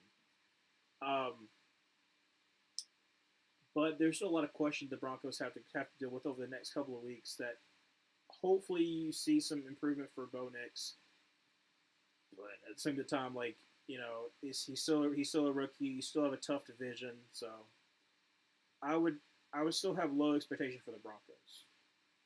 But that's pretty much how I kind of see it going down. Obviously, the Chargers are a really good team. They from what I hear, everyone in the Charger organization talking about how they feel better about football. They feel better about being in the building. That's what Jim Harbaugh brought. Obviously, not having to deal with Brandon Staley also helps. Having competent front office, having a really good honestly having a really really amazing draft the first year of the new regime. So obviously that's gonna be tough for the Broncos. The Raiders have a new identity as well, have a really good defense. So that'll be interesting to see how the Broncos do because they have not beat the Raiders in is it 5 years? I can't remember this. I don't remember the streak, but the Broncos have not beaten the Raiders in a very very long time, and it might not happen this year either, which is kind of crazy. But I see that it's going to be a really rough year for the Broncos. So kind of like just sit tight. Hopefully, Bo Nix shows some improvement, and then you surround him with talent next year. That's really all you can hope for. I feel like the same is the way for most of the other rookies outside of the Bears. Like for the Bears, I would probably say you still need to improve your offensive line. That's a big problem. Your wide receivers are still good because even if Keenan Allen doesn't take the next step, you still have Rome Odunze, who's going to come into his own, and you also have DJ Moore, who's also going to come, who's also like already like a really really good wide receiver. Um, I am not in love with their running backs. I wasn't the biggest fan of DeAndre Swift. I think he very much was aided by the fact that he had two of the top offensive linemen, but two of the top offensive lines basically, helping him have wide open holes. So I didn't love that pickup. And then as far as their defense is still good. They still can have a couple more pieces here and there. But like overall, I think that the Bears are close enough to the playoffs with a young quarterback that than really anybody that hasn't been in the playoffs in a little bit. Like obviously the Texans went to the playoffs last year, so I'm not including them in this scenario. But like teams that have a new quarterback that haven't been to the playoffs in a little while, they're in the best scenario because of the fact that they really built up that team to benefit a young quarterback. Something that the Panthers do not know how to do. I think they all can all hope for is just a Jordan Love turnaround midseason. Oh well, that could happen. Obviously, anything can happen midseason because I always tell people like the beginning of the season is always like a crapshoot. Like, what was it? It was 2021. Panthers were 3-0. Broncos were 3-0. And then we proceeded to have a 5-12 season, and the Broncos had like a 6-11, 7-10 season. So just because you win games to begin the season does not mean that you are going to be a playoff team. That's why I try to tell people like, hey, kind of temper expectations. Like obviously, things are looking good right now, but they can look a whole lot worse as the season progresses. So yeah, one of the ones I'm like with the Falcons, not with Falcons, but with the Vikings. Like I believe that their defense is going to be good. Their secondary still is a little bit shaky there, but I think their front seven is really stinking good.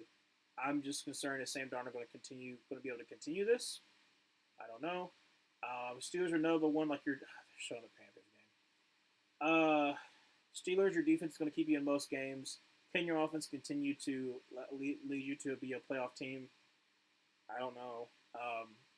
So that's the reason why, like, in my prediction video, I had the Week 10 because, in my opinion, Week 10 is when you start to know, okay, who's the good team, who's probably going to flounder, like who's going to, kind of like lose it that end of like that from Thanksgiving onward, and that's why I think it's so interesting to see because Week 10 last year, the Jaguars were definitely making it in. The Dolphins were definitely winning the division. There was no way that the Bills were going to make it back.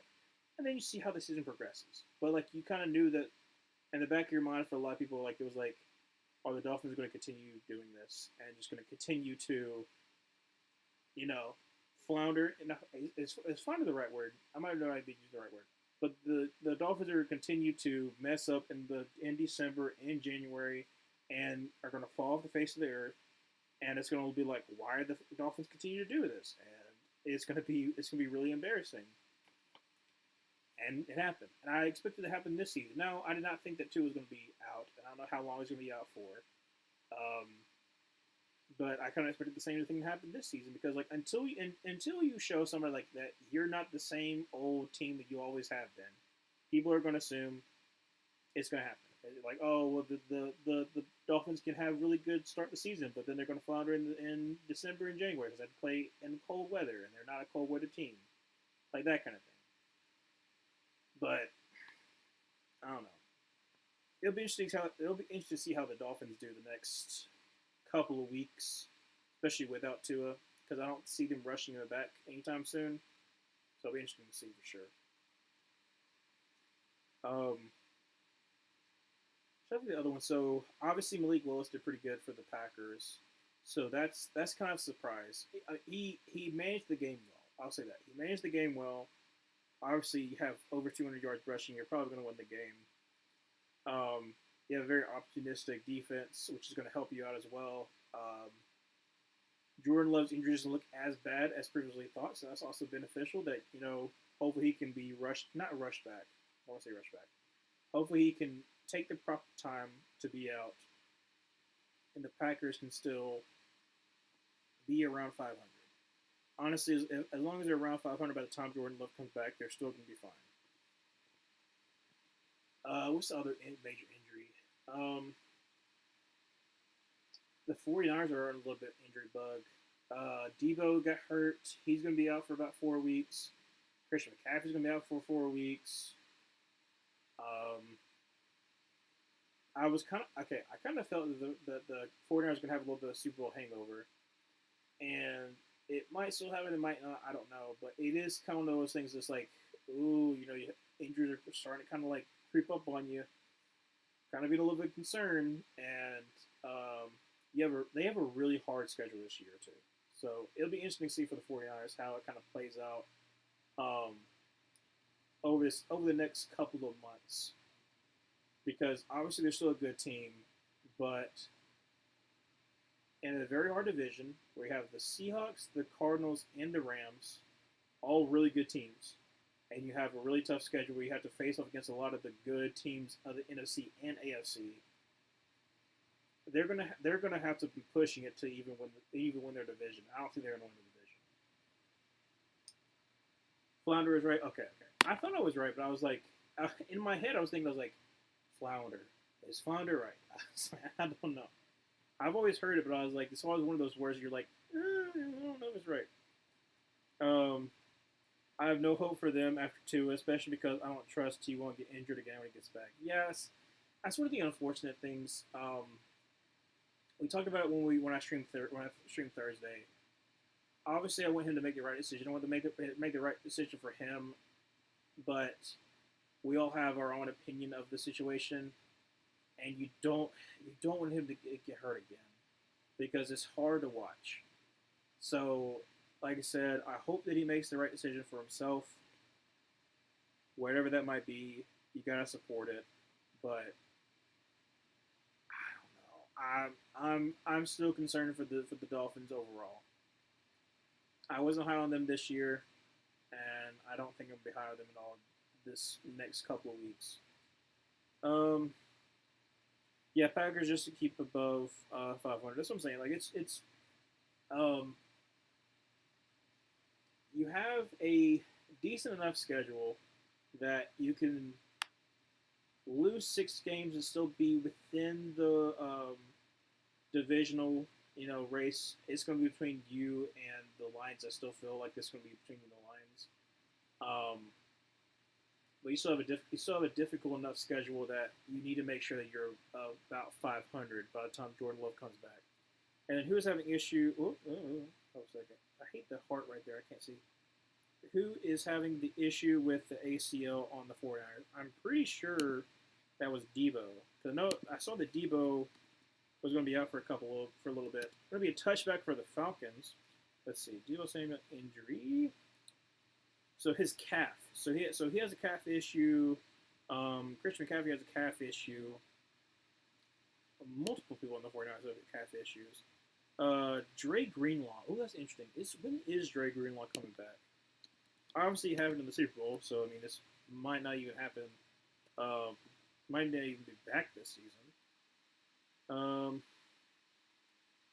Yeah. So people are not, like I said, they're not assuming him to be back this season, which is really bad. It's really hurtful.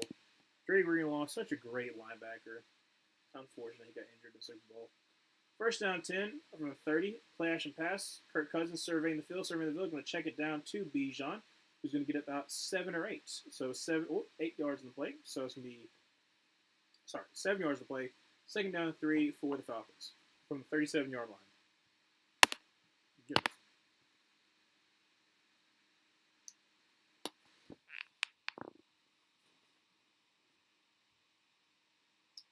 kind of had all day to throw there.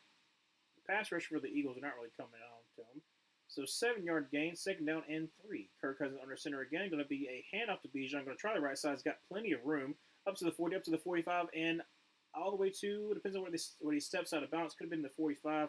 Going to be at the 49-yard line. Steps out. First down 10 for the Eagles.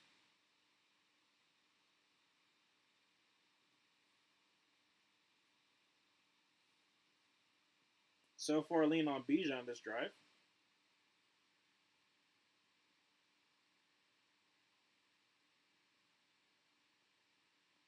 First down 10 from the 44-yard line.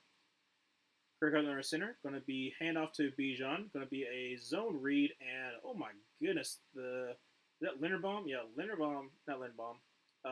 Lindstrom got absolutely decleated, but still gained about 5 or 6. Looks like a gain of 5. Second down at 5. 13:35 to go in the third quarter.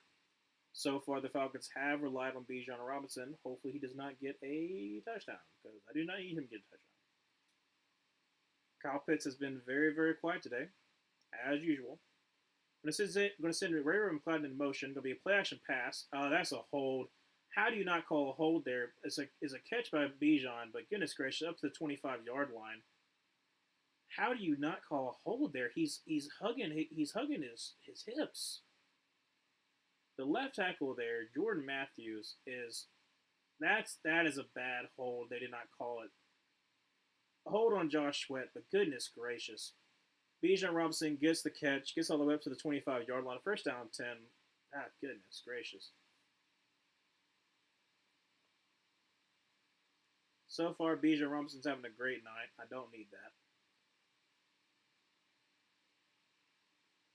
Kirk Cousins under center from the 26-yard line. Going to be a handoff to Algier. He's going to try the right side. He's going to get to the 20, up to the 15-yard line, out of bounds. First down and 10 for the Falcons. I think it was CMC whose calf issue, something like tendonitis in his Achilles. Oh, goodness. A warning sign that tearing your Achilles. I imagine they were playing very safe with him this year. Yeah. Being a very, very important piece of your offense. Obviously, you can kind of manage without him, but you don't want that to be a long-term issue. First down 10 for the 14. Going to be handoff to Algier, who's going to cut up to the 9-yard line. Get him about 5. Second down 5 for the Falcons. Under 12 minutes left to go in the third quarter. So far, they're able to really establish a run game here against the Eagles. Hopefully, they keep Bijan out of there. Do not give him a touchdown. I seriously cannot have him having a touchdown.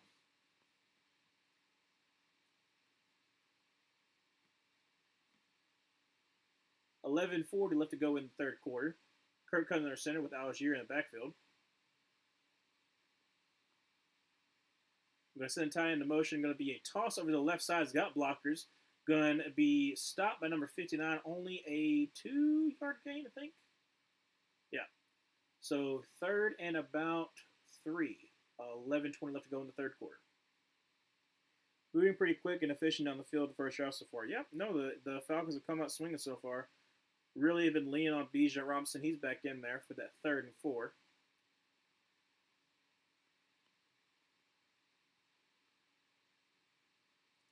All right, he's in shotgun with Bijan to his right. They got split right now. But send Drake Lane into motion him back out, and know that they're in man. They're going to look to the right, look to the left, and it's going to be sacked. Great sack by number 93. Is that who I think it is?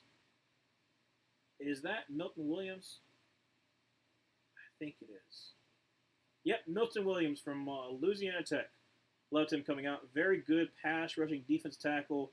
Absolutely obliterates Chris Lindstrom. Chris Lindstrom, one of the highest paid right guards in the NFL, and gets a sack. Great sack for the Eagles. Desperately need that one to force field goal.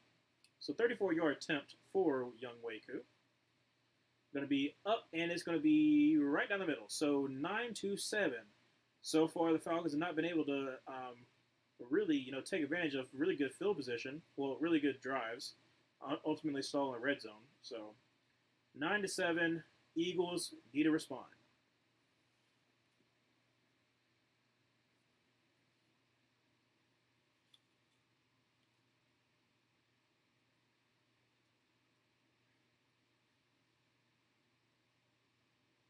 And we're at commercial break.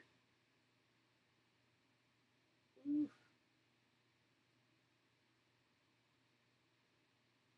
What in the world is that? There's like some like trailers or commercials that just make no sense. Like they show certain scenes, certain. They show certain scenes, and then I just like I don't know what this is about. Either they don't show enough, or they show too much. And like you know what the plot is, which is there's another that's a whole other thing with movies. It's just like why show me what's going to happen in the movie? But yeah, Eagles need to respond for sure. Like I said, I just need Saquon to give me a touchdown. I'll be very satisfied with Saquon touchdown because, like I said, right now Kirk isn't doing enough that's going to help my opponent. Bijan's having a good game, so I don't like that. But if Saquon gets a touchdown, that kind of, you know, helps me a little bit because all I need is it to continue to be like level. Because I don't want to start 0-2 in a fantasy because I'm really upset about my first week. My first week, if I just started Isaiah Likely, I would have won, but I had him on my bench. So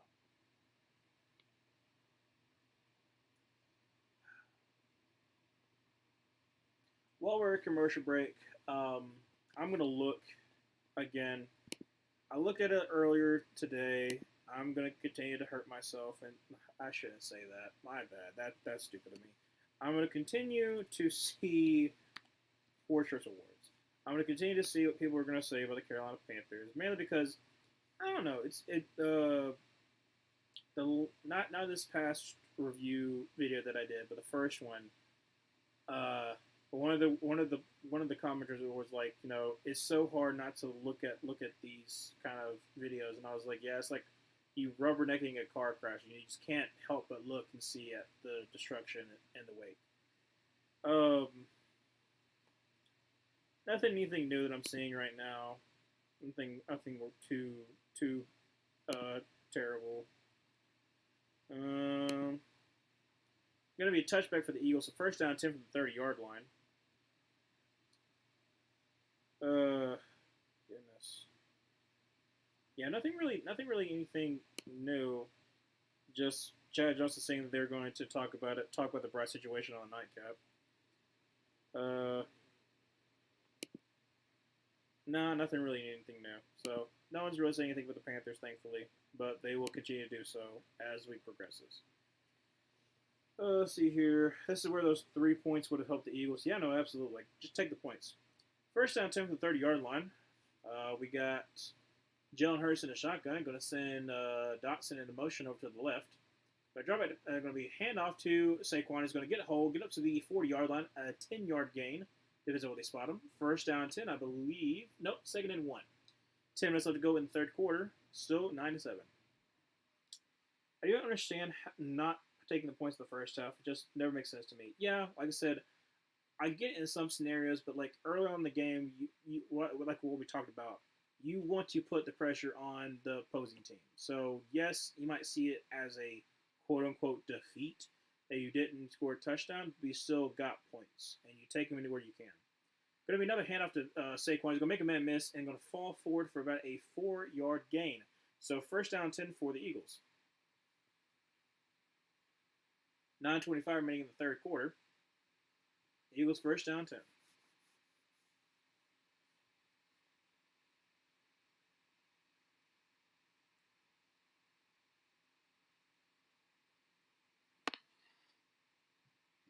Goodness. 9:05 remaining in the third quarter. First down 10 from the 43-yard line. Jalen Hurts under center. Going to send Dallas Goedert in motion back out. Going to draw back to pass, play action pass. Going to try to take a deep shot. Is going to step up and is going to get sacked by Matthew Judon for about a 4 or 5 yard loss. So it's going to be second down and long. It looks like a great twist there. Let's see. That's a great twist by Matthew Judon. Catches Mekhi Becton on flat-footed. Yeah, that's a great twist. Great twist by the Falcons there. So, loss of 4, second down to 14, 8:20 left to go in the third quarter from the 40-yard line. Going to send Dallas Goedert in motion over to the right with Saquon to his right. And that should be a false start, but they're not going to call it. Drops back to pass. Got time. Throws across the middle. That's going to be to Devontae Smith, who's going to circle back around. Still get the first down, but could have got a little bit more. That's a generous spot. Gain of about 15 for a first down for the Philadelphia Eagles.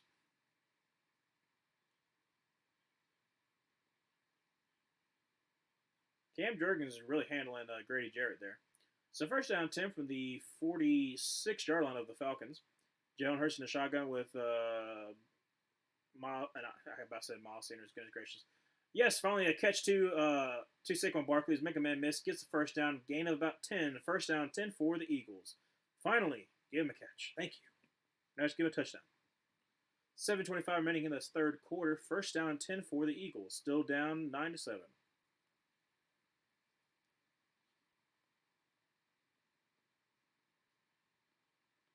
From the 36-yard line. Checking the play at the line of scrimmage. Still in shotgun. Jalen Hurts has Saquon Barkley to his left.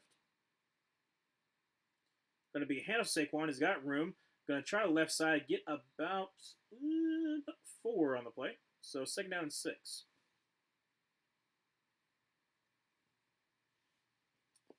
Eagles really trying to drain this clock a little bit. Give their defense a little bit of rest after that very long drive by the Falcons to start the first half. Well, second half. Sorry about that.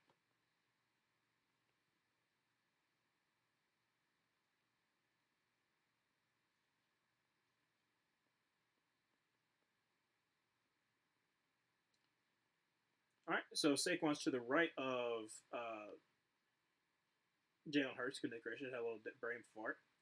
Great block by Saquon Barkley there.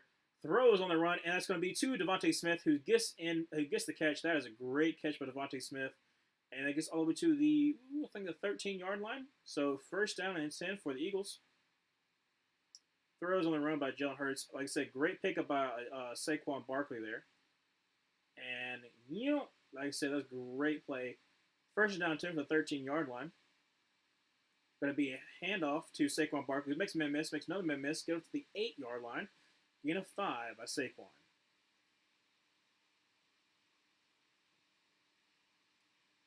As A.J. Terrell jumped the route, unfortunately. Great play by Devontae Smith. Like I said, just great job. He initially doesn't get it, then is able to wrap it in and easily gets both feet in, gets the knee in. Like, no way that wasn't a catch. So gain of 4 instead of gain of 5 from the 9-yard line. Saquon Barkley to the left of Jalen Hurts. Going to drop it a pass. Going to be a bubble screen to Covey, who's going to try the left side. He's going to get about 3.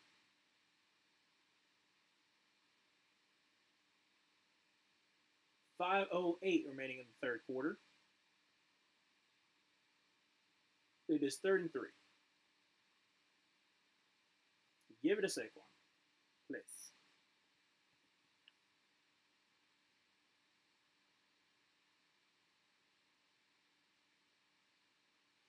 From the 6-yard line, going to be trips to the right with Saquon to the left and Dallas Goedert to the left.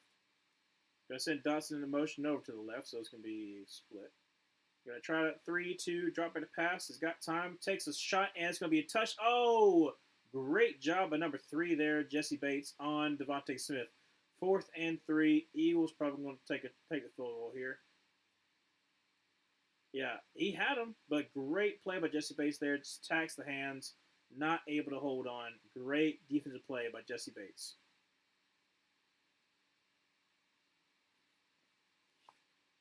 And the Eagles are going to take the field goal here. Chip shot for Jake Elliott. 24-yard field goal. Are they doing a fake? Or are they trying to get them to jump off sides? Yeah, they're trying to make them jump off sides. Okay. Interesting choice. So delay games, kick it. They're just going to, make it a little bit easier field goal for them. But it's not that awkward of an angle. That's just interesting. Hope for your sake they give it to Saquon. Well, unfortunately, he didn't. At least he got a catch. Like I said, I need something.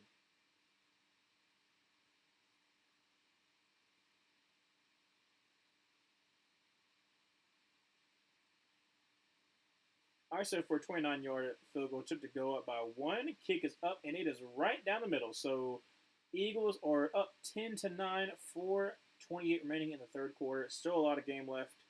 Hopefully, there's some more scoring because right now it is a very defensive game.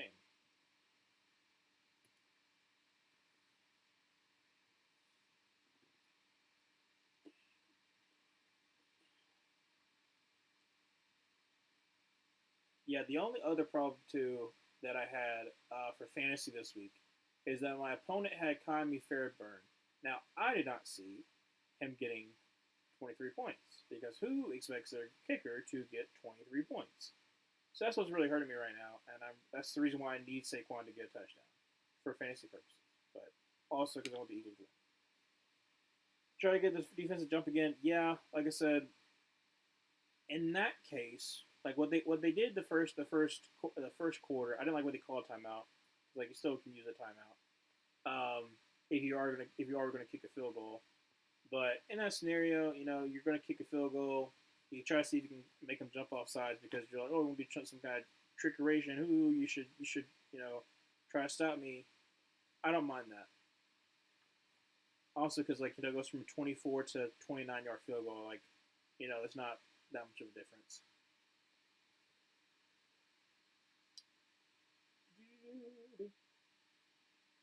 Hopefully, it's not too long of a TV timeout. I would really appreciate a Kirk Cousins interception. There's been a couple of close ones so far, but I would really appreciate a turnover of some sort.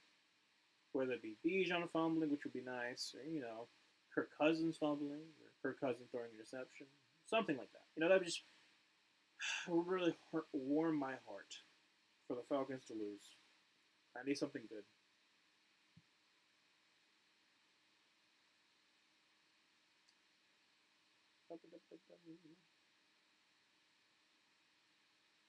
Talking about WWE.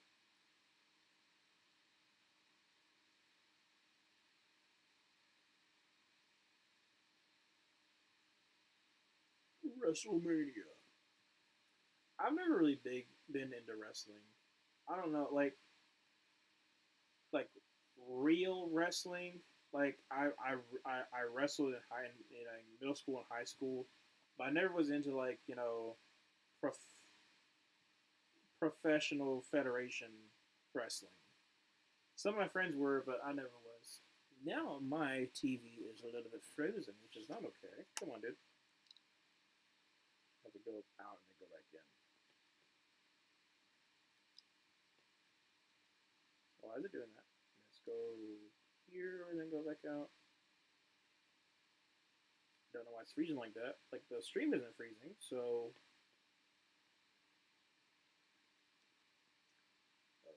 okay. What is going on? Sorry for the interruption right now. My Xbox is going to be difficult for some odd reason. So I am going to have to go out, figure out why it's not wanting to work, why Spectrum is not wanting to work. I have no idea why that's the case. Well, let's go back home. Go Spectrum. Please work.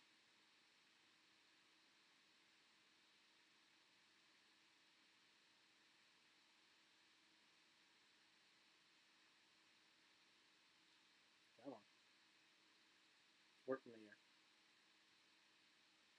I have no clue why this is. Sorry for the delay. Why is it not working?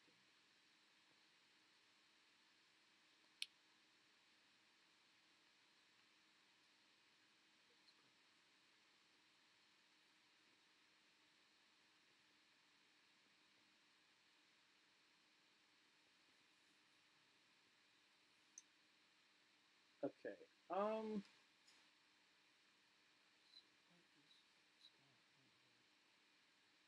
doesn't seem anything wrong with my Wi-Fi, so it's not that. I don't think. It says the channel is currently unavailable. What in the world? Who else? What else will be streaming this game? How about this? Go home. Quit this. Quit Spectrum. Then go back into Spectrum. I think on and off. Yeah, like I said, sorry about the delay. I'm probably missing a couple of stuff. Hopefully nothing too big. This is frustrating. It only really happened once last year. One of the Thursday night games. Oh, is it back? Are we back? Are we back?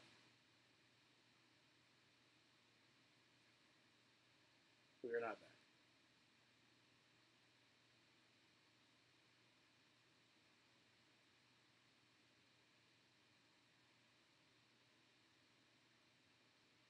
Dadgummit. All right.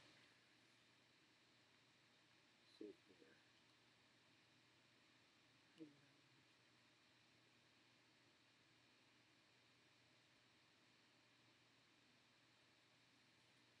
All right, I'm about to do the age-old turn off, turn on again to see if that works.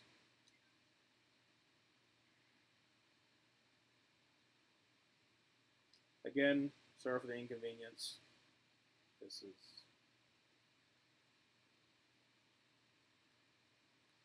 very dumb. Okay, let's see if this works.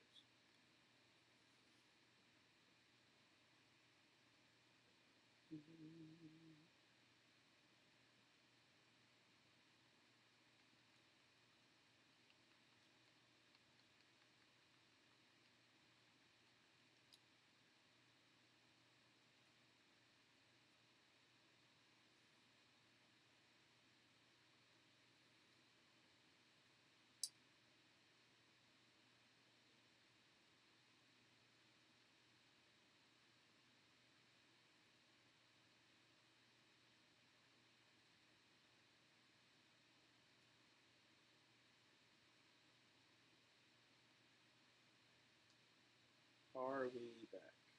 Is the question. Yep, here we go. Here we go.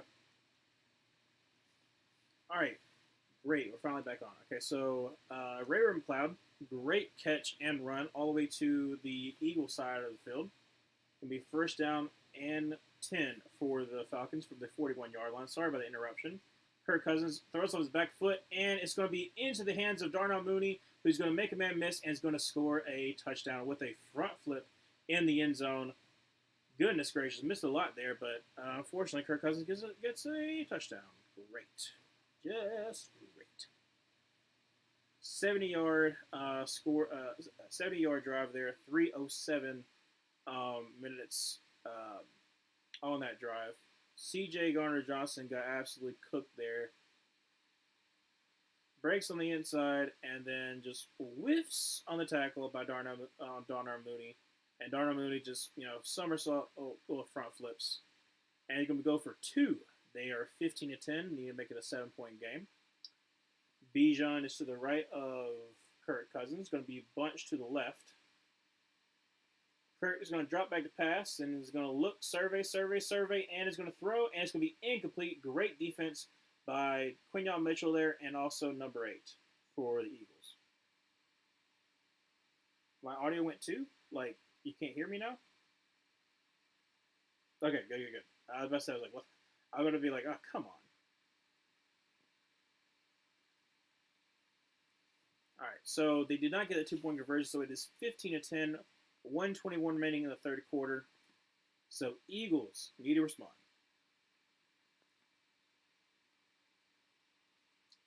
Yep, that field goal really coming back to bite them right now.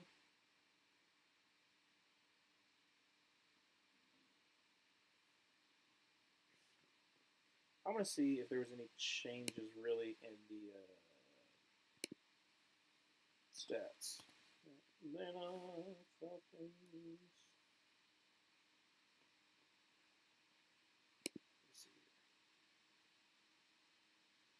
touchdown. Let's see touchdowns. Looks like Bijan got a couple more yards.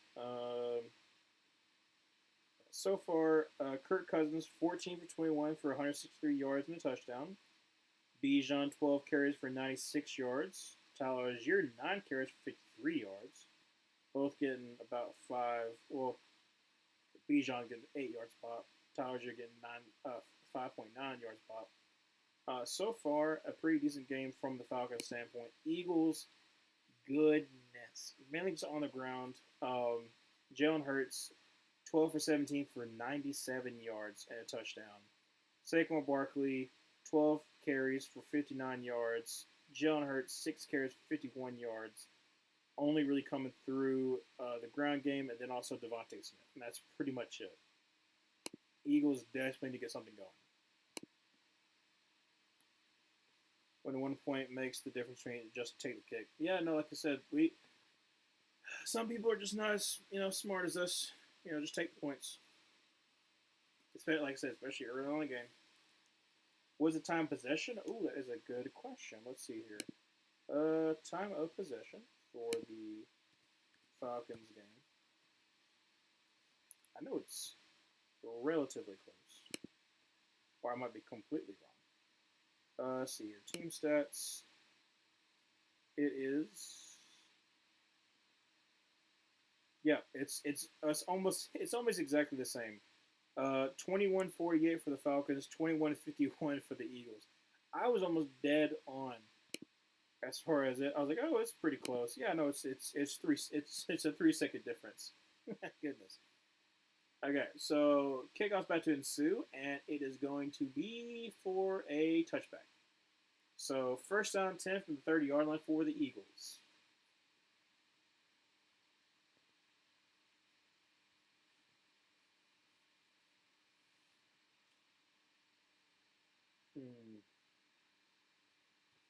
I need this to be a Saquon drive. That would be nice.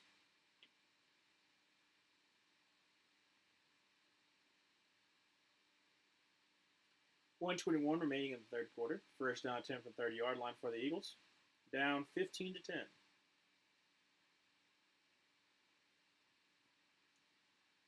And shotgun with Saquon to their right.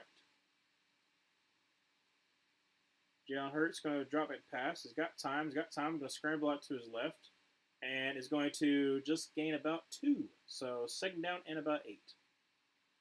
This game lets other teams know both defenses are going to play. Yeah, no, like both defenses are going to be really good. Like I said, the Falcons' edge rushers really haven't done that much. Now, they had a great twist that kind of freed up Matthew Judon, but besides that, their edges really haven't gotten that much pressure. Jalen Hurts has been able to kind of like either scramble out of it or not really getting like any heat on him. So second down 8 going to be a play action pass, going to be a bubble screen to Covey. Makes a man miss. Makes another man miss. Get up to the 47-yard line, but there is a flag, and Jalen Hurts looks very upset.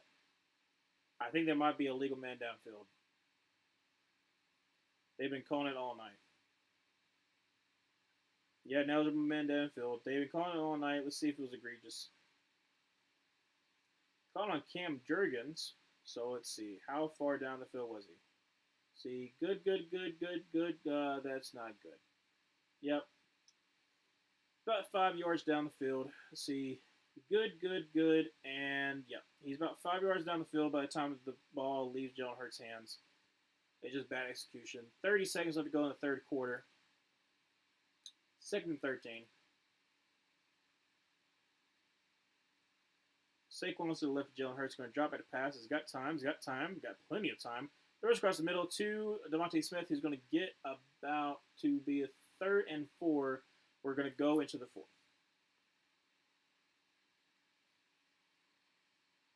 Still only down by 5. Oh, well, no, they're not going to call it. Okay, that's what I thought. Yeah, Cam Jurgens was getting on the ball like they're going to run a play. I was like, why would you run a play with like 5 seconds remaining? So when we come back, it'll be 3rd and 4 from the 36-yard line. So far, both teams have been able to run the ball very well. Obviously, the Eagles didn't take advantage of the situation. The Falcons also got really close, got in the red zone a couple times, had to settle for field goals. That's been the difference in the game. Both offenses, though they've been able to move the ball, haven't been able to take advantage of situations. That's where I was 15-10. They desperately need to score here. They desperately need to at least, even if it's just a field goal, you still need to make it a field goal esque game because, obviously, Jake Elliott's a really good kicker. You can kind of rely on him, but you need to also keep it to where, if you kick a field goal, then yeah, it's a 2-point game, and then you're hoping they don't get a touchdown and an extra point to make it a 2-possession game. But you still got to trust your defense, but you don't want to let up a scoring opportunity. Because let's say that the Eagles are in the same situation they were in last time, that they should have kicked a field goal and they didn't. If it's 4th and 4, you kick the field goal, even though you're in the end zone, because then that gives you the situation of where you're only down by 2. You can kick the field goal. You're not forced to, oh no, I have to score a touchdown here. So.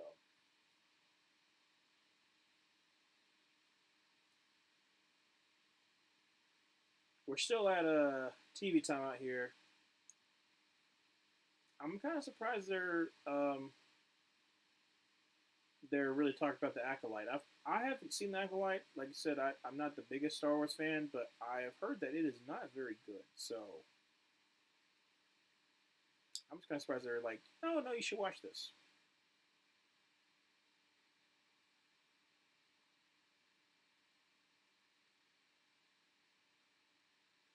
This is football. Let's get back to almost back to the game. Showing Philadelphia right now. A couple of interesting games for college football. We get NC State at Clemson, UCLA at LSU, and then Tennessee is going to absolutely whoop the dog mess out of Oklahoma. I don't think it's going to be close. It's going to be ugly. Plus, also Josh Heupel going against Oklahoma. That'd be kind of fun. Kind of fun to see. Sponsors? Do I have sponsors? I ain't going to get no sponsors. If that's what your question is. 3rd down and 4 from the 36-yard line. Jalen Hurts in the shotgun with Saquon to the left. Going to send Saquon out. Drops by the pass. He's got time. Oh my gosh, plenty of time. Scrambling out. Getting a little bit of pressure now because they're finally actually putting some pressure on him. Throws, and that is to Covey, who's going to get the first down at about the 45-yard line. Great job of Randy Covey there. Getting in the way, not in the way, but getting in the eyesight of Jalen Hurts there. Like I said, they had plenty of time to throw. They only rushed 3, so that's one way to do it. Actually, be hands to the face by number 0 for the Falcons there. Still gains about 9 yards in the play. Going to be thrown again to Covey, who's only going to get about a yard. So 2nd down and 9.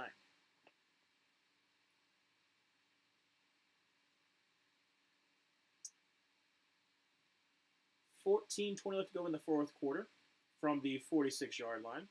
Matthew Judon is off the field. Saquon Barkley to the right of Jalen Hurts. My audio is out. Is it good now? Are we good? I hope we're good. Make sure it's. I think we're good. Jalen Hurts tries to pass, and he's got time. He's going to throw on the run. He's going to throw to Saquon, who's only going to get about 3 yards in the play. So 3rd down and 6. Yes, 3rd down and 6 from the 49-yard line. Double check on my end. It wasn't my audio or YouTube. Am I still out? Am I good now? Hopefully I'm good. This is embarrassing if that's the case. I think I'm good. My audio, I think, is good. 3rd down and 6 from the 49-yard line on the Eagles side. Oh, good. Okay, good. Jalen drops back to pass. He's going to throw to his right. He's going to throw to Devontae Smith. It depends on where they spot him. They're going to spot him a yard short. So 4th and 1. Eagles got to go for him this one. You're in good field position. 13 minutes to go in the fourth quarter on the Falcons side. Let's see. I think that's a bad spot. I think he's at least a half inch, but going to be 4th and 1. Jalen Hurts under center.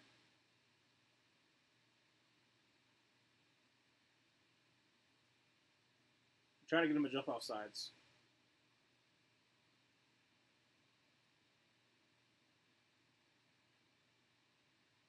And easily gets on a touch push, gain about 3 yards.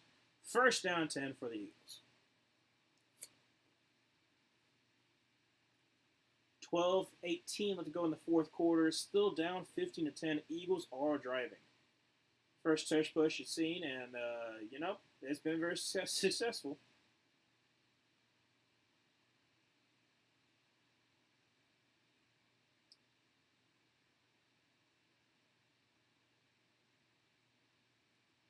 So, first down 10, 11:55 remaining in the fourth quarter. First down 10 from the 43-yard line. Going to be ahead of Saquon, who's going to try to get the right side. And gains about, 3 yards? About 4 yards. So, second down 6.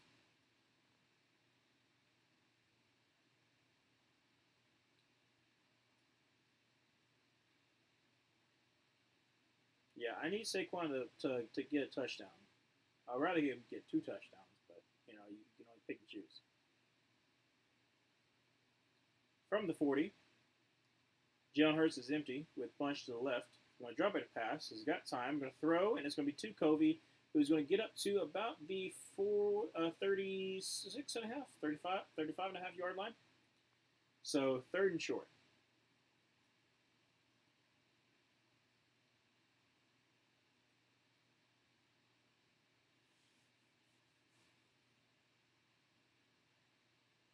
They're showing the touch push again. I mean, like I said, it's a very, very hard play to stop if you execute it right.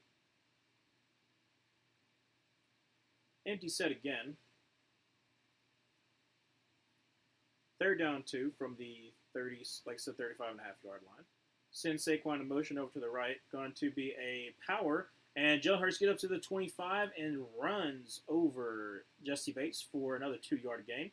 So it's going to be from the 28, I think. But yeah, QB power there. Makes Troy Anderson miss and just runs over Jesse Bates.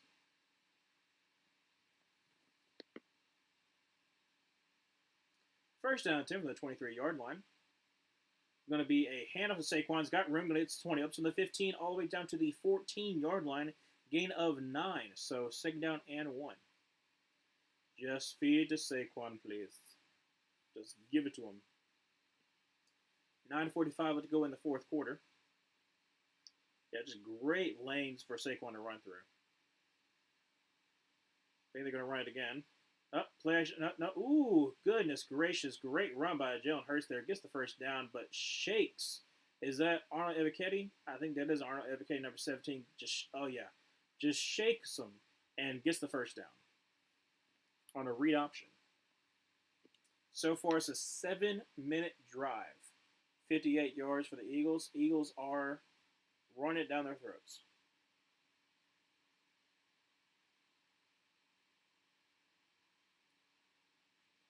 Nine minutes remaining in the fourth quarter. Under 10 left to go on the play clock. They better hurry up. Jalen Hurts with Saquon to his right. Sends Devontae Smith into motion. Going to hand off to Saquon. Makes a man miss. Goes to 10. Up to the 5. All the way down to the 4-yard line. But there is a flag, and it's probably a holding.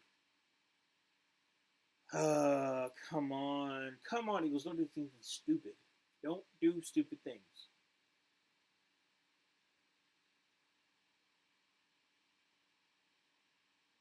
Yep.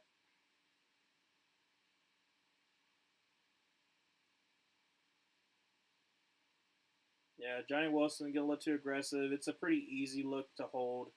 I mean, he's got him on the outside, and he has like the pads up like that. It's unnecessary. You're too big a wide receiver to be doing stupid stuff like that. All right, so first and 16 from the 18-yard line. Jalen Hurts with Saquon to his left. Going to drop back to pass, and it's going to be actually not going to be a draw. He's got blockers up front. Going to get to the 10. Going to get this, try to get the sidelines, and he's going to get down. Depends on where they spot him. I think they're going to spot him at about the 7. So gain of about 11 there. Make it second down.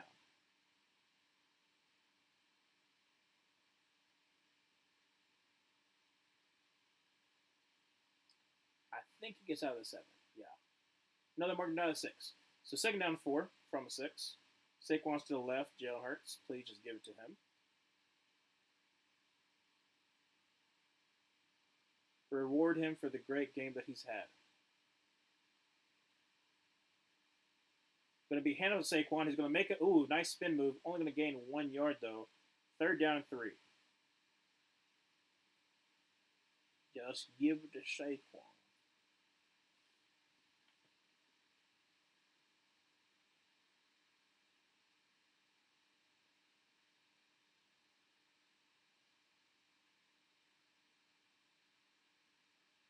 All right, so third down and 3.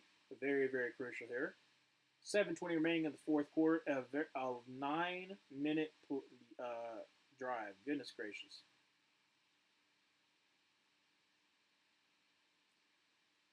Under center.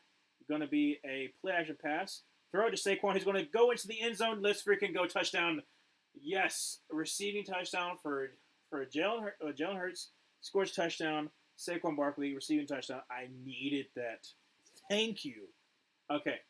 Up 16-15. Going to go for 2. I needed that.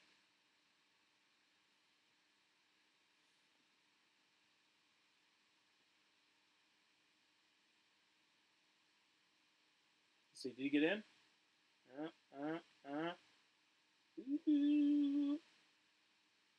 I don't know if he's touched before he crossed the plane.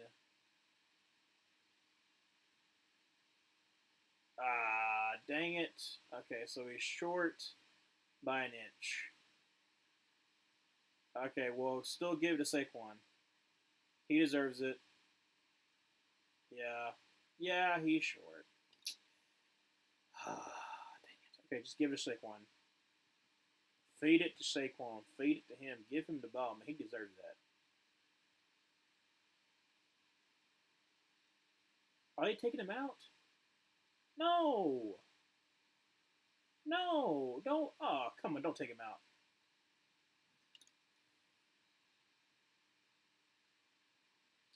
They took out Saquon. Now it's going to be a tush push for a touchdown for Jalen. You freaking vulture.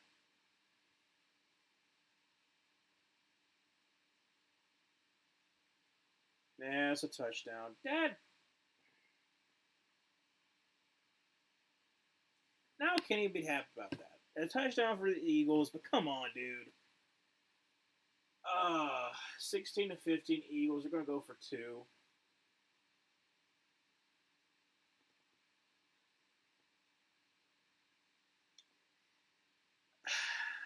9.5-minute drive, very long drive, very sustained drive.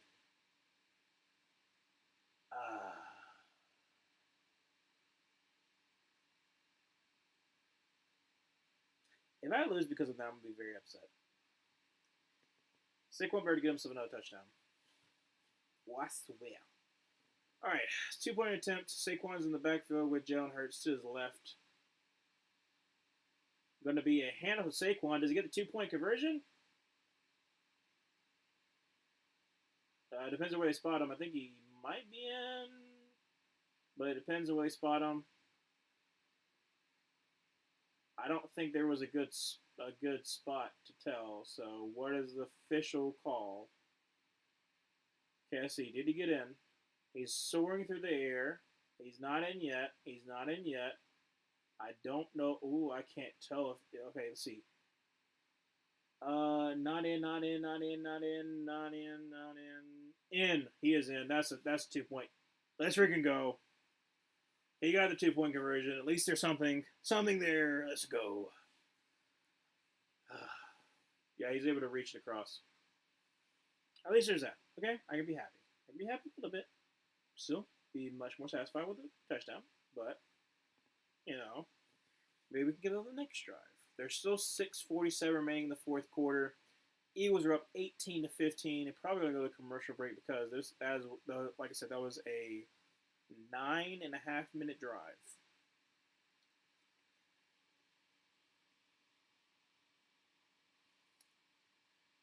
Go to commercial break.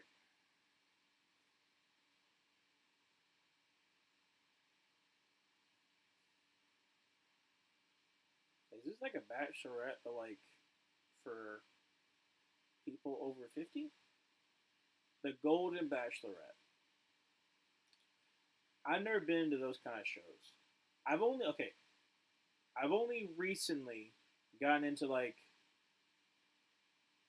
those kind of shows like Love Is Blind, but I haven't actually watched a full entire thing. I just watched it with some of my friends because they were like, "This is utter garbage, but it's still fun to watch," and I can agree. Some of those shows are just fun to watch because you're like, "This person is so stupid," and you're thinking like, "Oh, I'll do better." Falcons need to run the clock efficiently here. Yeah, no, they definitely need to. Probably going to see a lot of Bijan Robinson on this drive. Like I said, they have been able to run the ball really, really well. Obviously, Bijan Robinson's had like 8 yards a pop. Um, Algier's got close to 6.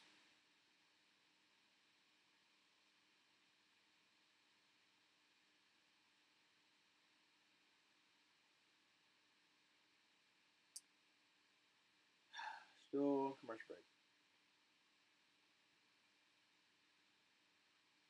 Yeah, for those in their golden years, yeah, that's what I'm saying. That's what I'm assuming that's like the golden bachelor. At least like that makes somewhat of sense because it's probably either people who've like you know been divorced or something like that, but like 20-something-year-olds going through the Bachelor and Bachelorette, I don't understand like mentally like going through that. I don't know.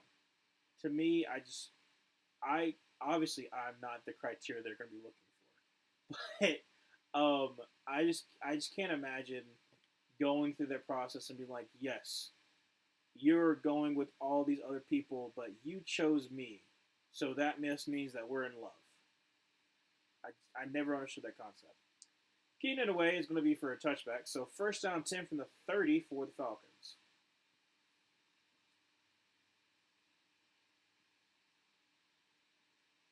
6:47 remaining in the fourth quarter. All teams still have all the timeouts. So still a very, very close, winnable game for either team.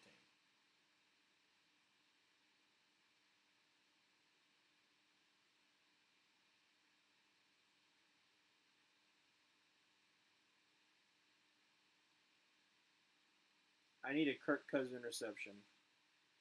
I'm not going to get it, but I need it. Very beneficial. Just in the game that Saquon can run the ball and score a touchdown. There we go. That's what we need to do. All right. Kirk Cousins in the backfield, going to hand it off to Bijan, and it's going to be swallowed up. Oh, actually, no, make it to the line of scrimmage. Almost a 2 to 3 yard loss, but he evaded Brandon Graham and got the edge barely. So still going to be second down and 10 for the Falcons. Ooh, there we go. It's easier to trick a 20-year-old that's picking her is special. It is a 30-year-old. Yeah.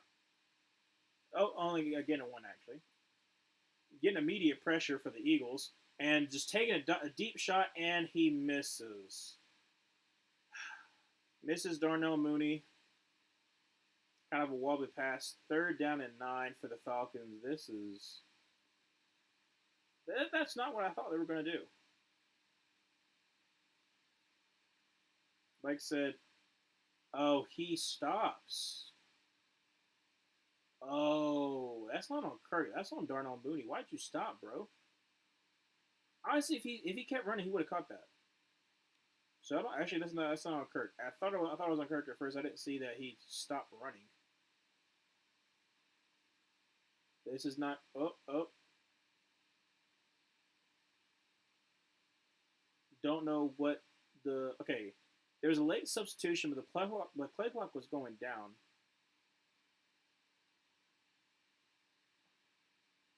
Was there official timeout or? Oh, there was an injury. Who's injured?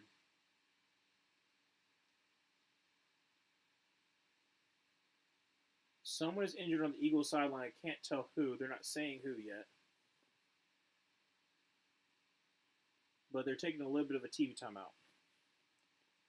You may get interception, never know. Cousins could go wild. Yeah, I just need that touchdown to kind of be like undervalued a little bit when that interception comes through. That's the second game this weekend where someone just decided to stop running mid play. Yeah, I said you never stop. Oh, there's a new Heisman House. No, that's the same as like Heisman House. Never mind. Reggie Bush out of the cold chamber. So they finally accepted him, which is good. They needed to do that. But I don't like this commercial. It's a very dumb commercial.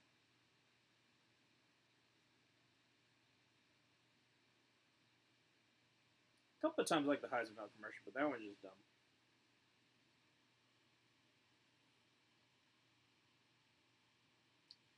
I'm kind of confused why they didn't tell us who was injured.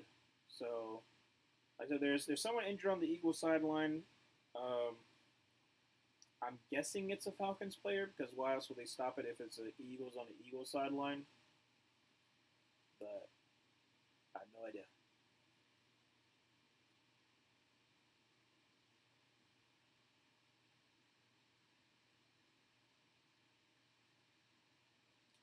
Hopefully this is the last commercial, if we're lucky.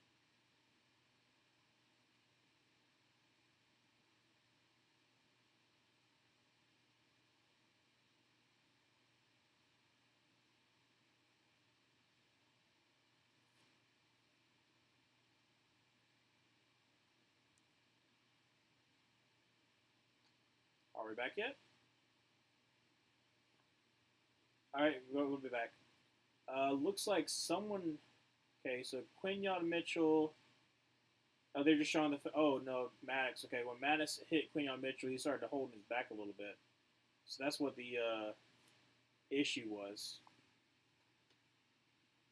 Hey, we finally see old Iowa out there. Got Cooper DeJean, number 33, out there.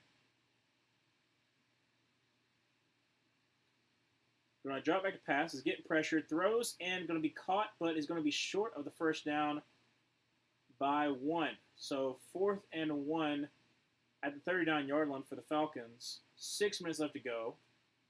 If they don't make it here, then the Eagles are set up a pretty good spot to try to win this game. Let's see, I think it's a good. I think it's a good spot. Kirk Cousins under center.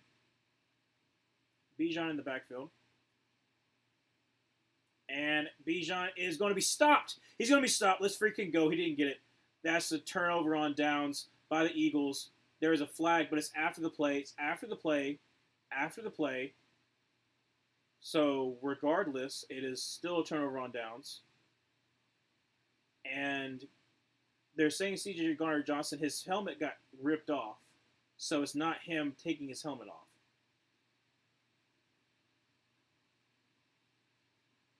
Okay, good. They didn't take the foul. They saw that the helmet came off. He didn't rip it off.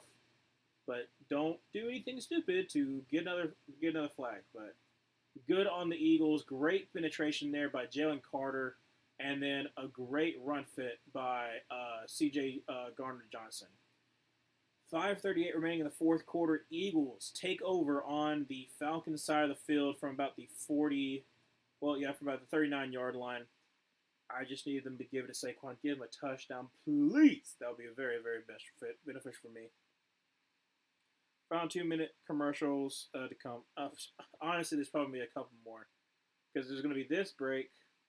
There's going to be the 2-minute warning break. If the Eagles don't do anything on this, or they kick a field goal before the 2-minute warning, there's going to be a break. Which I think is so dumb. Even if it's like 2:37, they still are going to take a commercial break, which is dumb because they're going to run one play, And then we're going to go to a commercial break.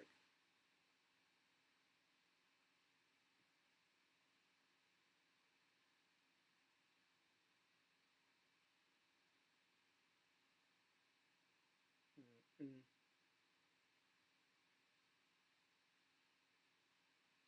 That's nice. Loveshriners.org. Help children in need.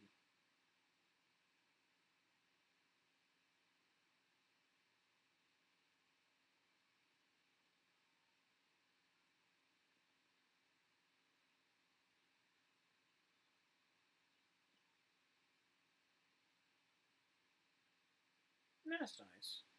Shriners Hospital for Children. 2 minute warning. Well, not 2 minute warning. Commercial break.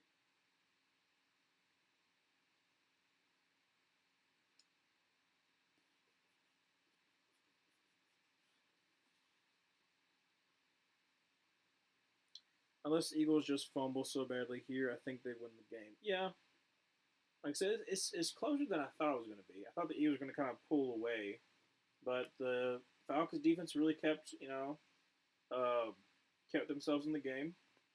Um, like I said, the Falcons should be leading if they're actually able to convert on some of those red zone trips they have to settle for field goals.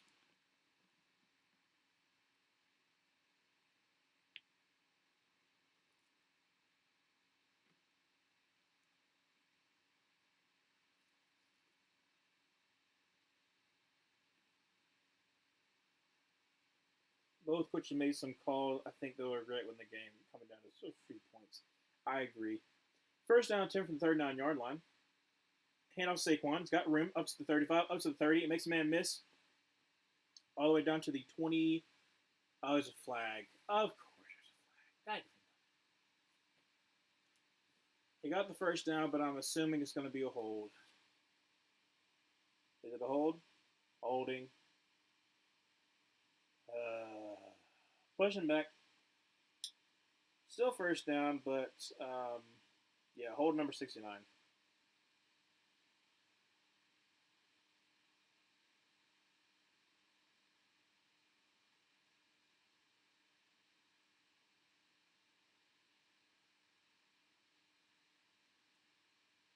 Okay, so we're going to be first down again for the Eagles.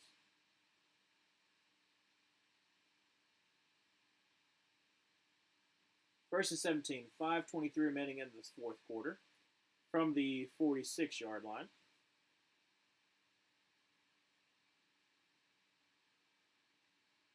Going to send, going to be handled to Saquon. Unfortunately, a great blitz by the Falcons there. Nothing really there going.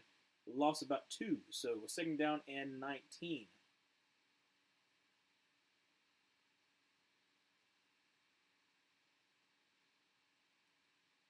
5:54 remaining in the fourth quarter with this second down 19. Hopefully, it'll be a screen to Saquon Barkley. I'm just pushing Saquon Barkley propaganda. I need him to get as many points as possible because I'm not confident that I'm winning right now.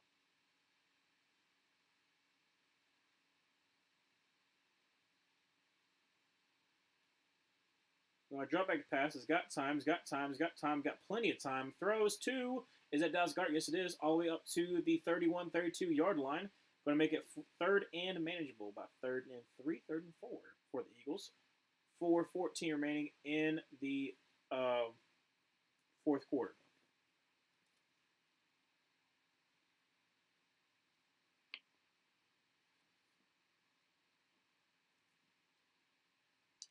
Very, very important for the Eagles to get this third down conversion. Like I said, 3:54 remaining in the fourth quarter, third and 2. So it's probably going to hand off. Well, no, empty set for Jalen. Probably going to motion Saquon back over. Yes, he is. And going to be a throw to Saquon, and is going to get the edge, runs over man, stays in bounce. Great on Saquon. Get the first down. Gain of about 3 or 4 in the play. Great job. Clock is running. 3:25 remaining in the fourth quarter. Just runs over Clark Phillips. Great job of Saquon. Needed that.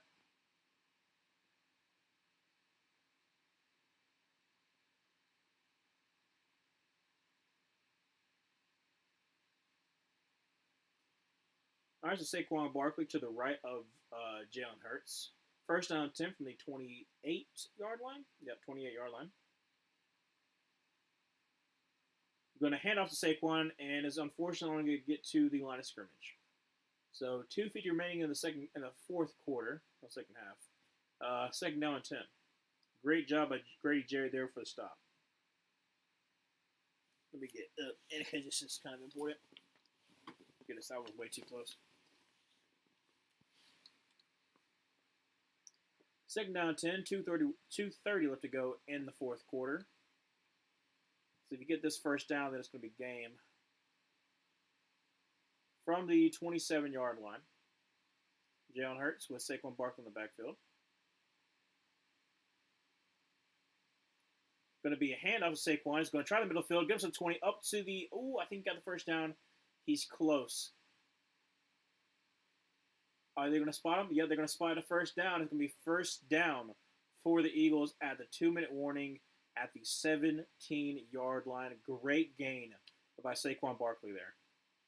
We're going to go to TV timeout. It is 15-18. Eagles are up. Well, I don't know if he actually got that first down. They're probably going to review it. I think he's going to be short. But I'm not going to get my touchdown because I don't think Saquon's going to run in the end zone, unfortunately.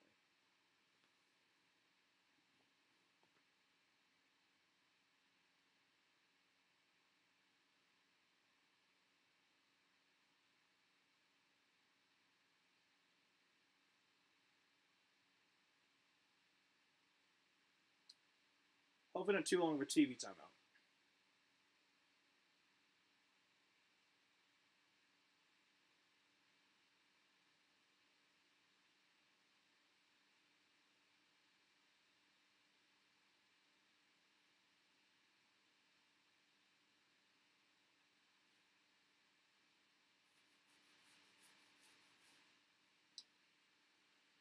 Still a TV timeout. Let me actually see what the tush push incoming. Yeah, if it's third and short, it's going to be a tush push for sure. It's going to be a tush push on 2. They're trying to make them jump. Try to get the easy way. I'm pretty sure Saquon is up to. I want to say he's up to like 85. Let me see. What is the stats so far for these Eagles? About to be back. 88 yards for Saquon so far. And Jalen Hurts actually got up to 170 passing, so pretty good. Him and Kirk Cousins 171 to 170. Saquon's out. Yeah, it's tush push. Third down and 1. Let's see if they get it.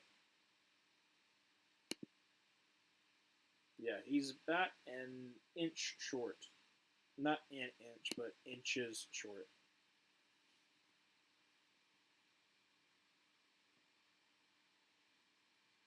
So the refs are talking for some reason.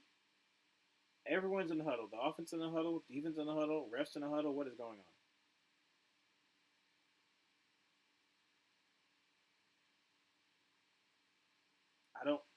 I don't know what's going on. Saquon Barkley's in there now.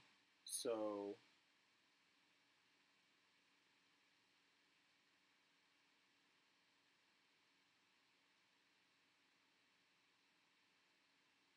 are we finally ready? Ready. Are we finally ready? Goodness gracious, I got tongue tied there.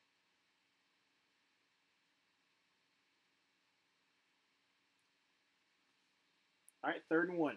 2-minute warning. Both teams have all timeouts. Tush push incoming. And that's actually smart for the Falcons, not going to lie. Falcons jump off sides. Easy. You get the first down. You don't have to worry about calling a timeout. Yeah. Game has been wonky. Yeah, it has been kind of wonky. Yeah.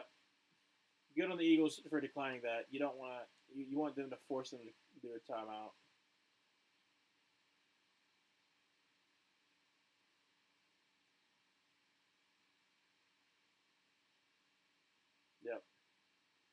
All right, so tush pushing coming. And he got it. Yep, that's a second effort. Got that one.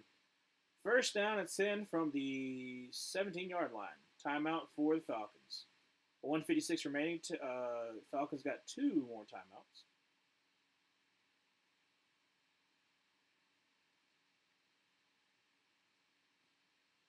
I'll say this: the reffing has been iffy, but it's not been the worst because some of them have been like reasonable. Like the ineligible man downfield, all those ones were correct ones. The spiking the ball one, that one was stupid.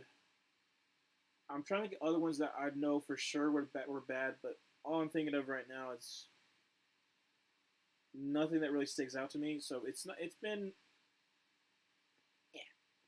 It's not been the best. Not been terrible.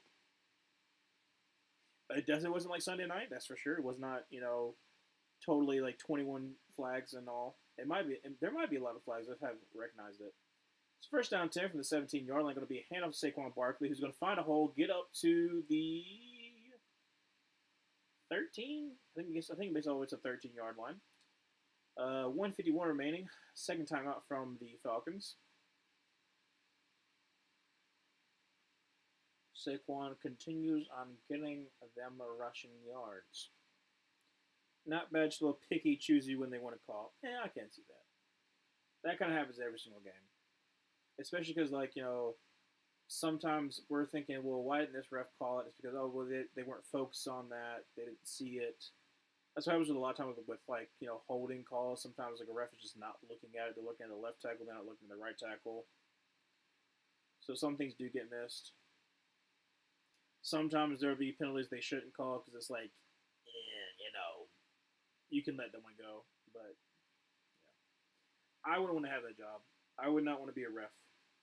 One, I got terrible eyes. I got terrible eyesight. But also trying to call everything in a second's notice and then be ridiculed even if you're right. That's what's crazy. You'll be ridiculed even if you're right. Because some fans do not understand that, yes, you do have home field advantage, but that does not mean you get away with everything. Because it happens a lot, too, with, pass interference. Some people do not know what pass interference actually is. They're like, oh, it's not pass interference. Like, oh, it's so soft. And I was like, well, no, he literally cannot catch the ball because the defender is all over him before the ball gets to him. That's textbook pass interference. And like I said, it happens all the time at Auburn games. And I get sick and tired of it. Where was it? Which was a close call, but still a couple little. That's an interesting call. Yeah. Like I said, unfortunately, you're gonna have that. But has not, like I said, has not been terrible. But that could still change because we still got some time left.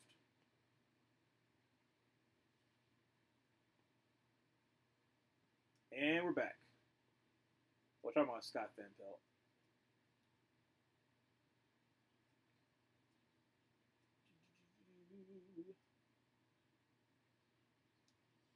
Eagles just got to get a first down, and the game is over.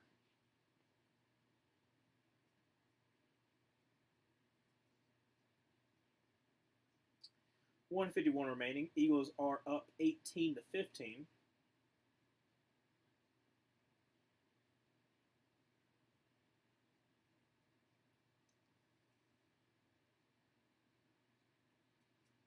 It is second down 6. Falcons only have one more timeout. In the second half alone, the Eagles have 19 minutes compared to 9 minutes for the Falcons. Like I said, they had that 9-minute drive for a touchdown. So, definitely helps. All right, John Hurts moves Saquon to his right.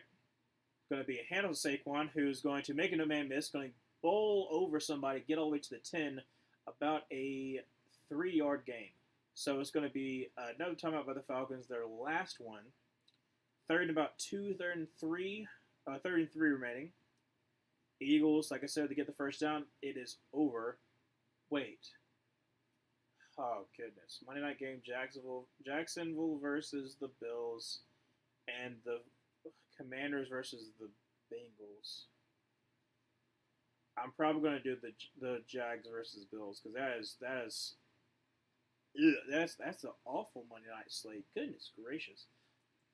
I will say this: Jaguars Bills has been interesting the last couple of years, so I'm probably going to be streaming that one.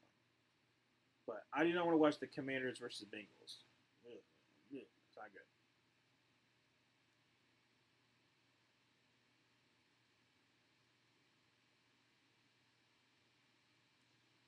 Okay, can we go back to the game, please? There we go. They're down 3 from the 10-yard line. Play clock is winding down,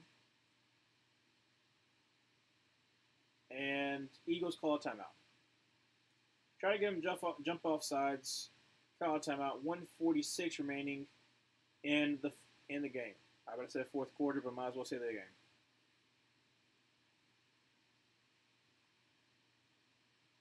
Yes, Eagles did just well in the second half. They actually cut down on some of the problems they were having on defense.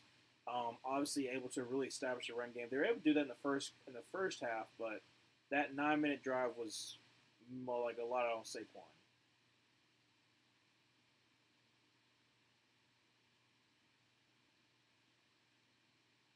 Scored on first 15 Derek Carr drives of the season. Yep, that's pretty much how the first game went.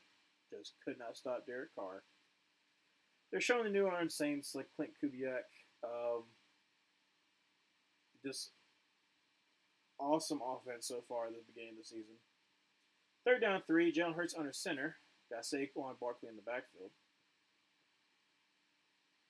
Going to be a play action pass. Throw to Saquon. He's going to get. Oh, Saquon dropped it. And it stops the clock. We were just talking about how the Eagles make good adjustments. It's not a bad throw by Jalen. Saquon just drops it. So, yeah.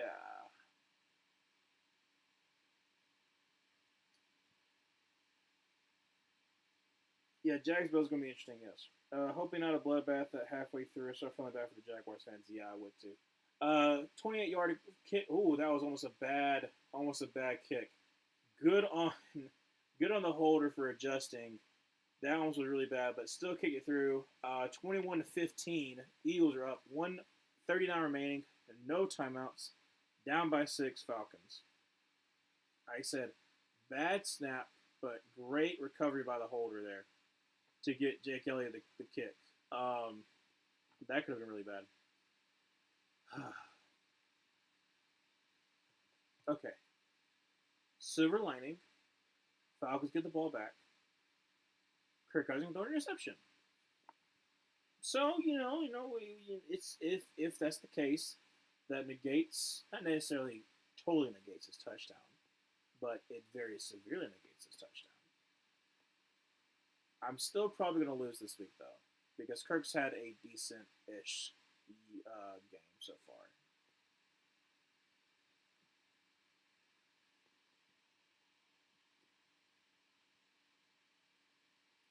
I really needed that Saquon touchdown. That's okay. Kick is going to be for a touchback. First down 10 from the 30-yard line. 1:39 remaining in the fourth quarter. Like I said, Falcons need a touchdown.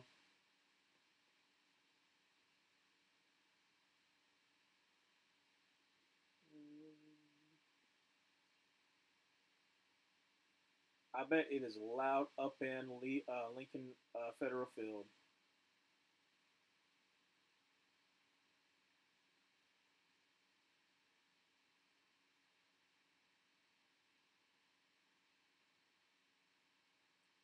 First down 10 from the 30. Going to be a shotgun for Kirk Cousins. Going to drop back to pass. He's going to get pressured. Throws across the middle, and that is caught for first down. Finally to Kyle Pitts. 1:29 remaining. 1:28. Clock is ticking. First down 10 from the 41-yard line. Kirk Cousins in the shotgun. Drops back to pass. Get pressure at the middle, throws, and it's going to be caught by Darnell Mooney. A little bit of soft coverage there, which is very odd. All the way up to the 38-yard line. Falcons are moving down the field. 105 remaining, 104. Clock is ticking. Need fast and killer instincts for Cousins to get this done. Yep. First down 10 from the 38-yard line. Drops back to pass. Is going to get a little bit of pressure. Oh, not get any kind of pressure. Going to throw it to the sideline. And, oh my goodness, messed up tackle. Quinyon Mitchell on Darnell Mooney. Throws it to Darnell Mooney. He's going to get all the way down to I think it was down to 18. They are moving down fast. 48 seconds, and time has stopped because it got out of bounds.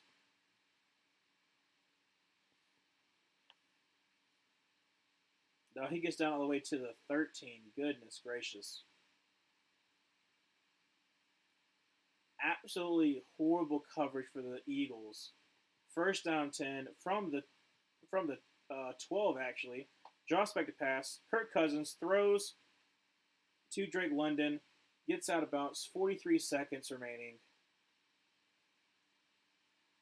Goodness gracious, Eagles. What have you done? 43 seconds. They're about at the 8-yard line.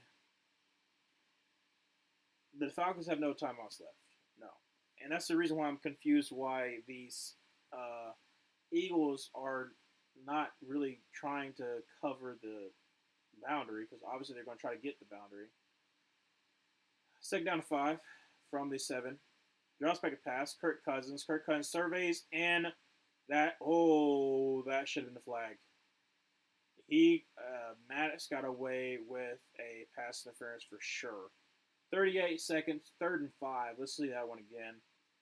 Maddox on McLeod. He's got his back. It looks like he hooks him in the back. Yeah, he hooks him in the back. How do you not call that? You're looking right at him. 3rd and 5. Bunch formation over to the right.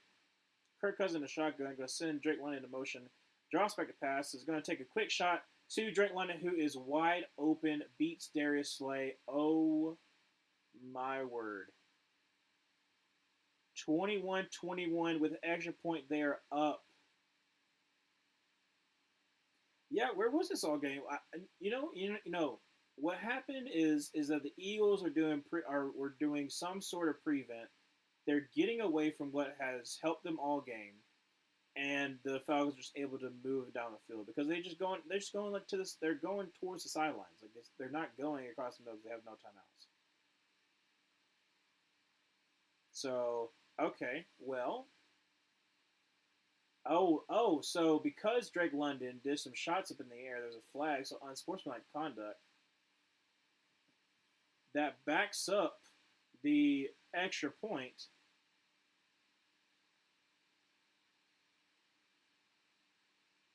Okay. This could be interesting. Yeah, he shoots up in the air, so that's unsportsmanlike.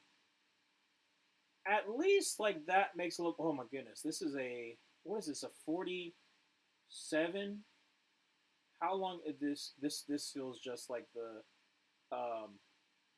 other one. Kick is up, and kick is good. It's unfortunate. He got it. So 22-21 with 34 seconds remaining. That could have been disastrous. That could have been really, really bad. Raheem Morris is arguing with the ref. Oh, okay. So Raheem Morris is upset about the CJGJ helmet coming off, but with his helmet coming off was more so it came off when he got hit, and they just ripped it off because it was like all over his face like this. So that's not really him being unsportsmanlike. But they did call unsportsmanlike on they said delay game, but it was unsportsmanlike on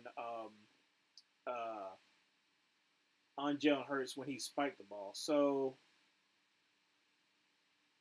yeah, I'm not as mad with the shotgun. I understand why. Like some refs are going to be much more like, oh, you can't have this in the game.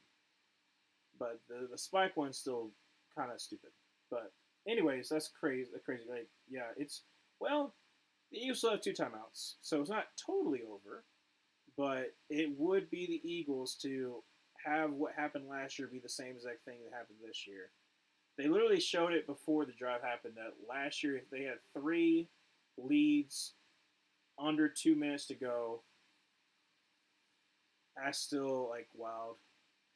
Honestly, like I said, if they don't do that, if they don't have the incomplete pass, then it would have been over. That's too much more like no. So the Falcons one happened just now. The Eagles one was the one that happened to Jalen Hurts. So that's what I'm saying. So it's been on both sides. The first one was dumb because it was a spike. This one was somewhat understandable, but still I don't think you throw it on there. Jalen Hurts tries for the pass. He's got all day to throw. All day. Throws across the middle, and that is going to be caught. Dallas Goedert is going to call a timeout. 27 seconds remaining. So one more timeout. 27. It's probably going to add another second because it was 27 when they called it. Eagles just got to get in field goal range. And honestly, Jake Elliott can boom it, so be interesting to see. Yeah, I'm assuming that it'll be something like that. But Raheem Morris was upset because of the C.J. Gardner-Johnson situation. But with that one, it makes sense because his helmet came loose when he hit Bijan. And when he was climbing out of there, his helmet was kind of like moving all around, so he just kind of like popped it off. So it's not like, I get why in the moment you might think that it's unsportsmanlike, but if you saw the replay, then you would know, nah, not really, it's not unsportsmanlike. So first down 10 from the 43-yard line of the Eagles.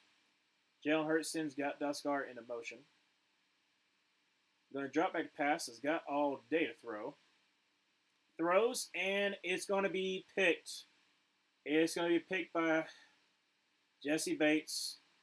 Falcons are going to win 22-21, and that is unfortunate.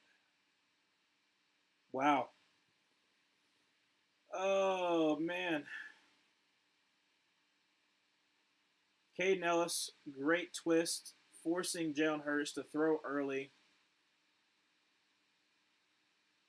And unfortunately, because he throws a little bit early, Jesse Bates is able to kind of run over there, doing the dirty bird on him. Sirianni is going to get shredded tomorrow for not taking 3 points. Yep. Yes, he is. Well, he's going to get shredded for not taking 3 points, and he's going to be shredded for throwing it on 3rd and short. For doing the same exact play that Saquon almost scored on. You run the same exact play, and it doesn't convert. Like, if you make it, you look good because you're like, oh, you tricked them, and you thought they were going to run, and you didn't run. Oh, that's so good. But in this scenario, because it didn't work out, and you lost by 1, and they only scored with 34 seconds remaining, they would not have had that 34 seconds if you were able to run the ball. Plus, you could have easily called timeout because it would have been the last play of the game. So Atlanta Falcons, they do win the game very unexpectedly. Bijan had a great game. Kirk Cousins had a great game, especially that last drive. Eagles going to have to answer some questions for sure. Great game by Saquon. Unfortunate that that's the way that it had to end. Yep. Well, I lost this week, so hopefully I don't even know who I would even take on waivers, but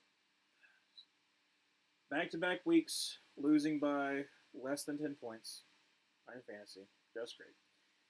Well, this has been the stream so far. Not stream so far. It's been the stream tonight. Thank you so much for being here. I will be streaming the Thursday night game, Jets versus Patriots. Eagles fans are all in shock, and I would be too. Yeah, no, you're right, Maryland. Like I said, they're going to shred him. Yeah. Well, the Eagles' record is 1-1. They're both 1-1. So, do I think it's going to matter that much in the seeding? No, because I still think the Falcons are only going to be as good as Kirk Cousins can take them, and I don't know how far I can take them. So far, he kind of limited mistakes, so it's good on him. But it could have been a lot better if they actually converted when it mattered, had to set up for field goals. So, yeah. So